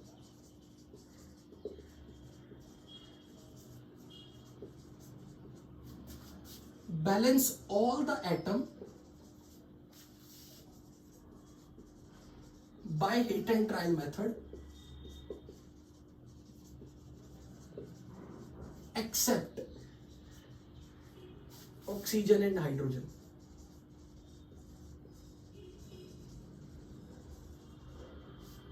यानी कि मैं अब इसे भी बैलेंस करूंगा, इसे भी बैलेंस करूंगा, पर मैं ऑक्सीजन हाइड्रोजन को बैलेंस नहीं करूंगा। मैं उन्हीं एलिमेंट्स को बैलेंस करूंगा जो ऑक्सीजन या हाइड्रोजन के अलावा कोई और आएगा। जैसे कि I माइनस से I2 है, तो अब आप चेक करो यहाँ पे आयोडीन कितने हैं, यहाँ का कोफिशिएंट है 1, तो 1 इंटू 2 2 है ना, तो यहाँ पे पैरों में 1 है, तो यहाँ का कोफिशिएंट 2 लगाना पड़ेगा। Coefficient into atomicity should be same on the both side. यहाँ एटॉमिसिटी 2 थी, यहाँ 1 थी, यहाँ का कोफिशिएंट 1 है, तो 1 इंटू 2 2, तो यहाँ पे 2 इंटू 1 आ जाए तो आयोडीन बैलेंस हो गया। आयोडीन 2 2 हो गए दोनों तरफ। कोई डाउट? अच्छा, अब यहां चेक करो, MnO4 नेगेटिव से Mn2+, यहां मैंगनीज के पैरों में 1 है, यहां मैंगनीज के पैरों में 1 है, और यहां कोफिशिएंट 1 1 है अभी फिलहाल।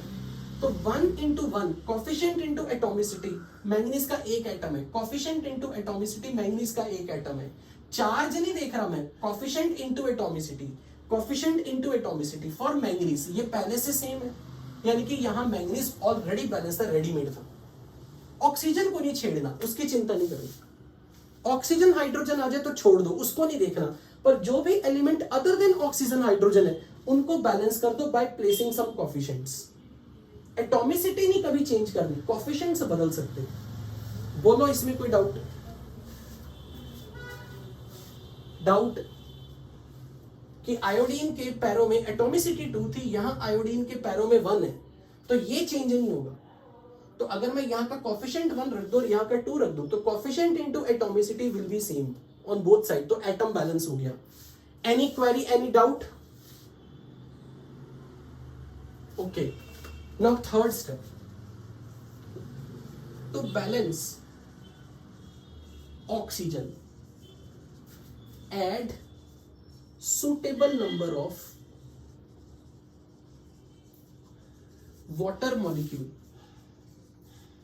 on the side which is deficient in oxygen.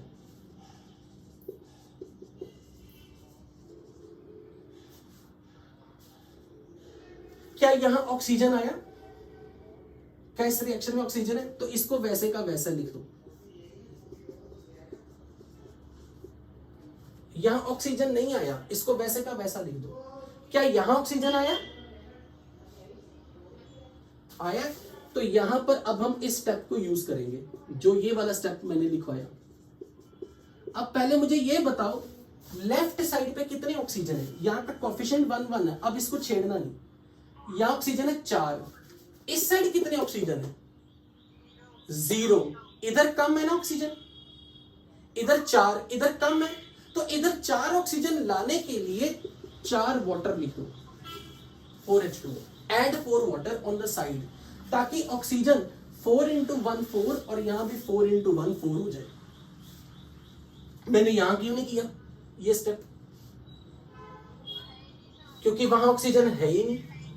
तो यहां ऑक्सीजन था और 1 × 4 4 ऑक्सीजन थे, तो इसलिए मैंने यहां पे 4 वाटर डाले, क्योंकि इधर 0 था ऑक्सीजन। अगर यहां मान लो पहले से 2 ऑक्सीजन होते और यहां 4 होते, फिर मैं यहां 2 वाटर ऐड करता। अगर यहां 3 ऑक्सीजन होते और यहां 4 है, तो फिर मैं यहां 1 वाटर ऐड करता। Is that clear to everybody कि वाटर संख्या में कितने ऐड करने हैं? जितने ऑक्सीजन यहां और यहां का डिफरेंस है ना, उतने वाटर के कोफिशिएंट्स, उतने वाटर के मॉलिक्यूल्स ऐड करने हैं। Is that clear to everyone? Okay, अब नेक्स्ट पॉइंट। अब अगली बार सीक्वेंस यही रखना है, to balance all the element other than oxygen hydrogen first step, then oxygen balance करना, अब लास्ट में हाइड्रोजन बैलेंस करना है। Wait wait wait wait wait, pause, आऊंगा उस पे। Step number 4, to balance hydrogen, add H+ ions on the side deficient in hydrogen। पर ये ध्यान रखना, जहां पे आज मैंने आपको लिखा है ना heading balancing of redox reaction, यहां पे एक हेडिंग में ऐड कर लो इन एसिडिक मीडियम। अभी मैं सिर्फ आपको एसिडिक मीडियम में रिएक्शन कैसे बैलेंस करते हैं उसकी प्रैक्टिस करवा रहा हूं। Balancing of redox reaction in acidic, अभी सिर्फ एसिडिक की प्रैक्टिस करवा रहा हूं। तो सबसे पहले मुझे बिल्कुल, अब मान लो मुझे हाइड्रोजन बैलेंस करने हैं, तो पहले मुझे यह बताओ कि यहां हाइड्रोजन आए? हाइड्रोजन, क्या यहां आया हाइड्रोजन? बिल्कुल है। तो यहां इस स्टेप की जरूरत पड़ेगी, तो मैं ये वाला स्टेप तो वैसे लिख रहा हूं as it is.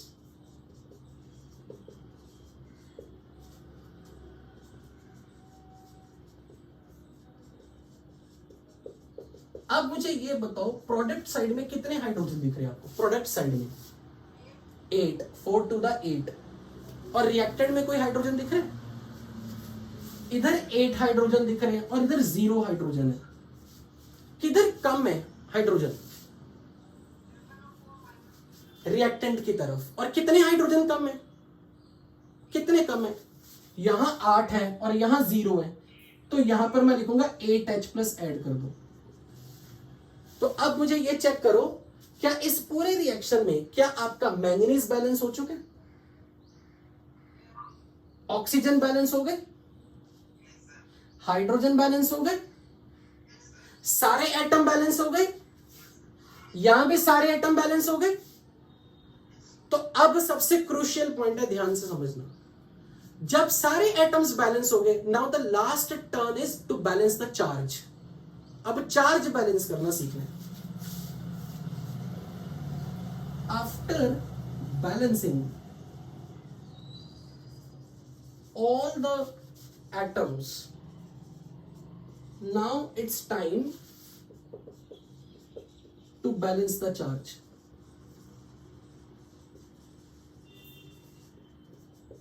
To balance the charge,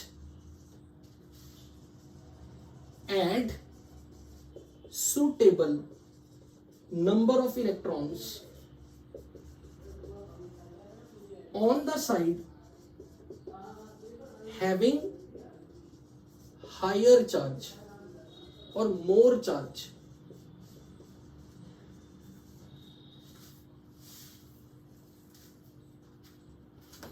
अरे मैंने यहाँ पे इलेक्ट्रॉन क्यों लिखे हुए, गलत है, ये क्यों लिख रहा हूं, सॉरी।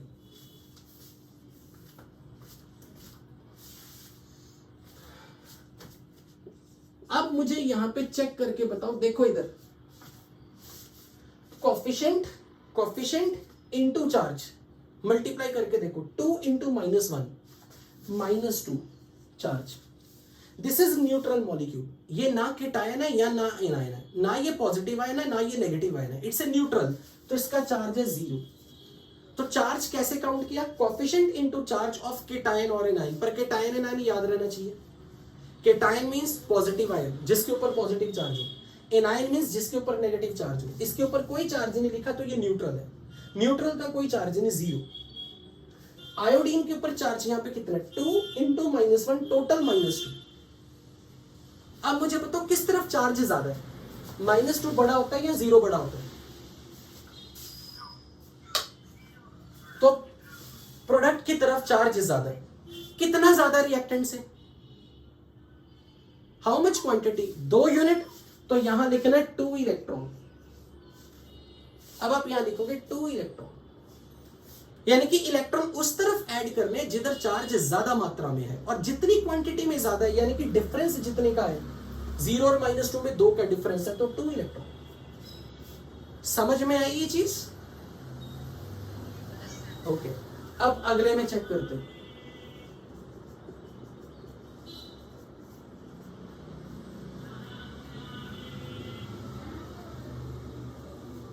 पहले चेक करो कि यहाँ पर आयन कौन कौन है, हु इज केटायन और एनायन। इसके ऊपर चार्ज है केटायन, इसके ऊपर चार्ज है एनायन, इसके ऊपर चार्ज है केटायन, यहाँ कोई चार्ज नहीं। जो केटायन एनायन है उन्हीं के लिए चार्ज कैलकुलेट करना, न्यूट्रल मॉलिक्यूल के लिए कोई चार्ज नहीं। तो पहले चेक करो यहाँ कोफिशिएंट इनटू चार्ज कितना बना, +8, कोफिशिएंट इनटू चार्ज, ये टोटल सारे हाइड्रोजन का टोटल पॉजिटिव चार्ज है +8, कोफिशिएंट इनटू चार्ज -1, तो रिएक्टेंट साइड में टोटल चार्ज कितना आ गया, रिएक्टेंट साइड में +7, कोफिशिएंट यहां 1 है, चार्ज 2 है, तो coefficient into charge +2। Water is neutral molecule. अब बताओ किधर चार्ज ज्यादा है, रिएक्टेंट में या प्रोडक्ट में? कितना ज्यादा है, कितनी मात्रा में ज्यादा है? ये देखो ये 7 है, ये टोटल 7 है और वो 2 है, 5 यूनिट ज्यादा है, तो यहां 5 इलेक्ट्रॉन ऐड करने हैं। जिधर चार्ज ज्यादा है उधर इलेक्ट्रॉन ऐड करने हैं, पर कितने करने हैं, जितना डिफरेंस ऑफ चार्ज हो। अब यहां से ध्यान से समझना, चलो मुझे ये चीज सोच के बताना जो मैंने आज की क्लास की बिगिनिंग में सिखाई थी। मुझे इस रिएक्शन से देख के बताओ I- ने इलेक्ट्रॉन लूज किए या गेन किए, जब इलेक्ट्रॉन प्रोडक्ट में लिखते हैं। तो अगर I- ने इलेक्ट्रॉन लूज किए तो I- की क्या हो गई, ऑक्सीडेशन या रिडक्शन? क्या आपने पहले स्टेप में अपनी कॉपी में खोल के देखो, पहले स्टेप में क्या ये बताया था कि I- की ऑक्सीडेशन हुई है? चेक करो, बिल्कुल पहला स्टेप जब अभी किया था हमने लिखा था कि I- से I2 बना, तो I- की क्या हुई, वहां पर आपने किया था ना ऑक्सीडेशन हुई, तो उसका प्रूफ मिल गया हमें कि I- ने इलेक्ट्रॉन लूज किया, ये उसका सबूत हो गया। अब ये बताओ MnO4- से, जब हमने पहले स्टेप में लिखा था MnO4- से Mn2+, हमने क्या लिखा था कि वहां पर क्या हुआ था, रिडक्शन का मतलब गेन ऑफ इलेक्ट्रॉन। क्या चेक करो इसने इलेक्ट्रॉन गेन किए, क्योंकि इलेक्ट्रॉन इसके लिए रिएक्टेंट साइड में मतलब इट इज गेनिंग इलेक्ट्रॉन, यानी कि इसकी रिडक्शन हुई है। यानी कि जो हमने पहले स्टेप में सोचा था बिल्कुल सही सोचा था, और हमने यहाँ पर यह भी प्रूव कर दिया कि इसने इलेक्ट्रॉन लूज किए हैं तो इसकी ऑक्सीडेशन हुई है, इसने इलेक्ट्रॉन गेन किए हैं तो इसकी रिडक्शन हुई है। क्या यहां तक सारे स्टेप्स क्लियर है? अब last step, now the last step is, जब आपने चार्ज भी बैलेंस कर दिया, जब आपने सारे एटम बैलेंस कर दिए, इतनी कड़ी मेहनत कर दी, तो अब आपको क्या करना है, हमें इसको उसी पुरानी फॉर्म में लेके आना है जिसमें हमें क्वेश्चन दिया गया था। क्या जब मैंने आपको लिखा था बैलेंस दिस रिएक्शन, क्या मैंने कहीं इलेक्ट्रॉन दिखाए थे उसमें लिख के? जो मैंने क्वेश्चन लिख के दिया था, तो हमें इसे एलिमिनेट करना है। अब इलेक्ट्रॉन को एलिमिनेट करना है। एलिमिनेट करने का तरीका मैथ्स क्या बोलता है, यहां का जो कोफिशिएंट 2 है और यहां का कोफिशिएंट अगर 5 है, तो इसको 5 से मल्टीप्लाई कर दो, इसको 2 से मल्टीप्लाई कर दो और फिर ऐड कर दो। यही होता है ना एलिमिनेशन मेथड मैथ्स में। अगर यहाँ 2 नंबर है, यहाँ इसका कोफिशिएंट 2 है और यहाँ कोफिशिएंट 5 है, तो इसे 5 से मल्टीप्लाई कर दो ताकि ये 5 से मल्टीप्लाई होने के बाद 10 बन जाए, और इसे 2 से मल्टीप्लाई कर दो ताकि 10 बन जाए, और फिर ऐड कर दो। समझ में आई ये चीज? ये स्टेप समझ में लगा? इलेक्ट्रॉन कैंसिल हो जाएंगे। So now last step is add both steps by multiplying with suitable number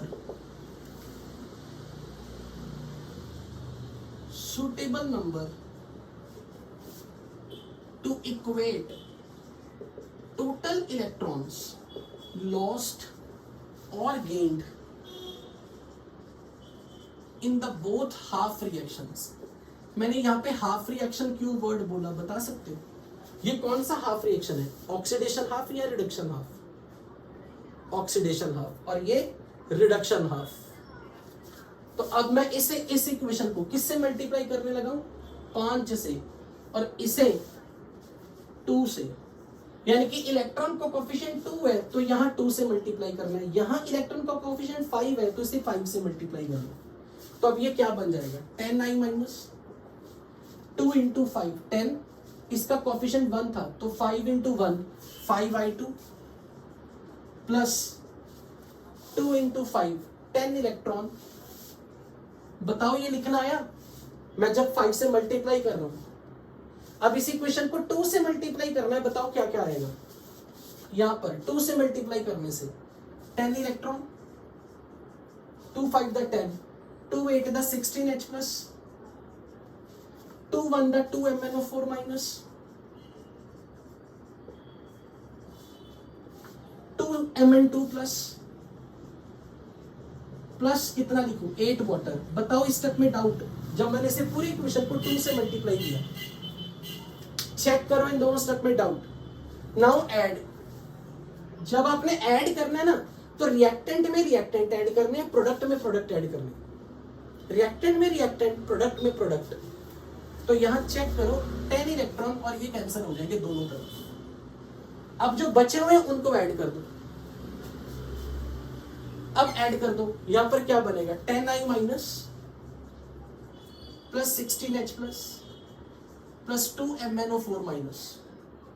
ये देख, अगर यहां 10 इलेक्ट्रॉन है और अगर इधर भी 10 इलेक्ट्रॉन है, तो मैथ्स में क्या कहते हैं, जब आप इसको दूसरी तरफ ले जाओगे तो क्या होगा, -10 ना, तो वो कैंसिल ही तो हो जाएंगे। समझ आया क्यों लिखा कैंसिल? अक्षत, क्योंकि जब तो इसको दूसरी तरफ लेके जाएगा तो 10 -10 हो जाएगा, या इसे तो इधर लेके आएगा तो -10 हो जाएगा। सो नाउ क्यों नहीं कर सकते? कर सकते हैं। मैथ्स क्या कहता है? अच्छा ये बता, अगर तू लिखता है x + y = 2, तो क्या इसी इक्वेशन को ये नहीं लिखता 2x = 2 - y? ये क्यों लिखा फिर? जब x + y = 2 तो ये x = 2 - y, कोई अंतर थोड़े ना, सेम इक्वेशन है। तो अब बताओ 10, तो साइन बदलने पड़ेंगे, सबको ले आओ इधर उधर कर दो। लेकिन हम जब भी कभी रिएक्शन लिखते हैं तो हर बार प्लस प्लस प्लस प्लस करते हैं, प्रोडक्ट में भी प्लस प्लस प्लस के साथ होता है। तो जो चीज कॉमन दिखेगी बराबर कोफिशिएंट के साथ, वो हमेशा कैंसल आउट हो जाएगी। तो अब मुझे बताओ यहाँ पे प्रोडक्ट में क्या बचेगा, 2Mn2 प्लस प्लस 8 वाटर, और I2 भी तो था 5I2। देखो ये प्रोडक्ट है, ये प्रोडक्ट है, ये प्रोडक्ट है, एरो की राइट में, तो प्रोडक्ट प्रोडक्ट ऐड कर देने सारे, रिएक्टेंट रिएक्टेंट ऐड कर देने सारे, जो सेम इलेक्ट्रॉन्स दिख चुके हैं वो अब कैंसिल हो जाएंगे। अब मुझे एक बात बताओ, ये फाइनल इक्वेशन हमारा आंसर है, ये फाइनल बैलेंसिंग होगी। मान लो मुझे चेक करना है कि क्या मेरा आंसर सही है, क्या जो मैंने किया ये बिल्कुल ठीक किया, तो आपको लास्ट में चेक करना है, अपने आप को क्रॉस चेक करने के लिए कि सर मेरा आंसर सही है या नहीं। तो आपने सबका टोटल चार्ज ऐड करना है। अगर टोटल चार्ज लेफ्ट साइड पे और राइट साइड पे बराबर हो गया, मींस आपने सब कुछ ठीक किया। जैसे कि ये देखो चार्ज कैसे निकालना है, कोएफिशिएंट इनटू चार्ज, तो 10 into -1, how much, 10 into -1 -10, 16 into +1 +16, तो ऐड करो चार्ज कितना हो गया, +6, 2 into -1 -2, तो टोटल चार्ज कितना हो गया, +4। So total charge is +4 on the reactant side. Now भी यहां चेक करो, coefficient into charge 2 into 2, this is not cation, this is not anion, so they are neutral, so their total charge is +4 on the reactant side, total charge is +4 on the product side. is that clear? so अब मैं बोलूंगा ये पूरी reaction balance हो गई आपकी। तो आपको इसी स्टेप्स को फॉलो करना है, जब भी कभी कोई एग्जांपल क्लास में या कभी हम करेंगे, हम इसी मेथड से करेंगे। जब तो प्रैक्टिस करेगा ना इसकी, तो ये 2-2 मिनट में होने लग जाएंगे क्वेश्चन, और कई बार ऐसा टाइम आएगा कि 1 मिनट में होगा, पर ये प्रैक्टिस है, ठीक है। जैसे कि मान लो मैं आपको ऐसे होमवर्क दे रहा हूं, ये क्वेश्चन ट्राई करके देखना, Cr2O72- plus C2O42- getting converted into Cr3+ and CO2, और मैंने लिख दिया balance in the acidic medium. अच्छा अब एक चीज ये भी सुन लो, जब भी कभी क्वेश्चन आएगा ना एसिडिक मीडियम, तो गारंटी है कि जब आपका फाइनल आंसर आएगा ना, फाइनल आंसर, उसमें रिएक्टेंट में या प्रोडक्ट में कहीं H+ दिखेगा, क्योंकि H+ is the symbol of acid. अगर किसी भी रिएक्शन में रिएक्टेंट में या प्रोडक्ट में कहीं भी H+ दिख रहा हो, मतलब आपकी वो रिएक्शन एसिडिक मीडियम में होगी। अगर कहीं भी रिएक्टेंट या प्रोडक्ट में OH- दिख रहा हो, मतलब रिएक्शन बेसिक मीडियम में हो रही है। और अगर सब कटने के बाद H+ कहीं नहीं दिख रहा, OH- कहीं नहीं दिख रहा, न्यूट्रल मीडियम में हो रही है। जो फाइनल आंसर आएगा वो अपने आप बता देगा आपको। अगर कहीं रिएक्टेंट या प्रोडक्ट में आपको H+ दिख गया, तो मीडियम इज एसिडिक। अगर कहीं ना कहीं दोनों तरफ में से कहीं OH- दिख गया, तो वो बेसिक मीडियम। और अगर दोनों में से कुछ भी नहीं दिखा, तो then it is neutral medium. Okay, so I think अब आप इस क्वेश्चन को ट्राई जरूर करना, और आप मुझे आज ग्रुप में ही इसका आंसर बताना, ग्रुप में मुझे इसका आंसर बताना सॉल्व करके। पर आपने क्या करना है, सॉल्व कर लेना, अपने सॉल्व की पिक्चर डाल देनी है। और आपको ये गारंटी कैसे होगी कि आपका आंसर ठीक है? Total charge on the left side should be total charge on the right side. I hope this is very clear to everybody, right? Okay, तो with this I am going to end up the lecture. Thank you so much, class is over. हम next class में यहीं से continue करेंगे। Okay बच्चों, okay okay. Sir 16H+ तो 8H2 कुछ करके कोई लिख रहा था, अभ्युदय शायद। Can you repeat if you are there?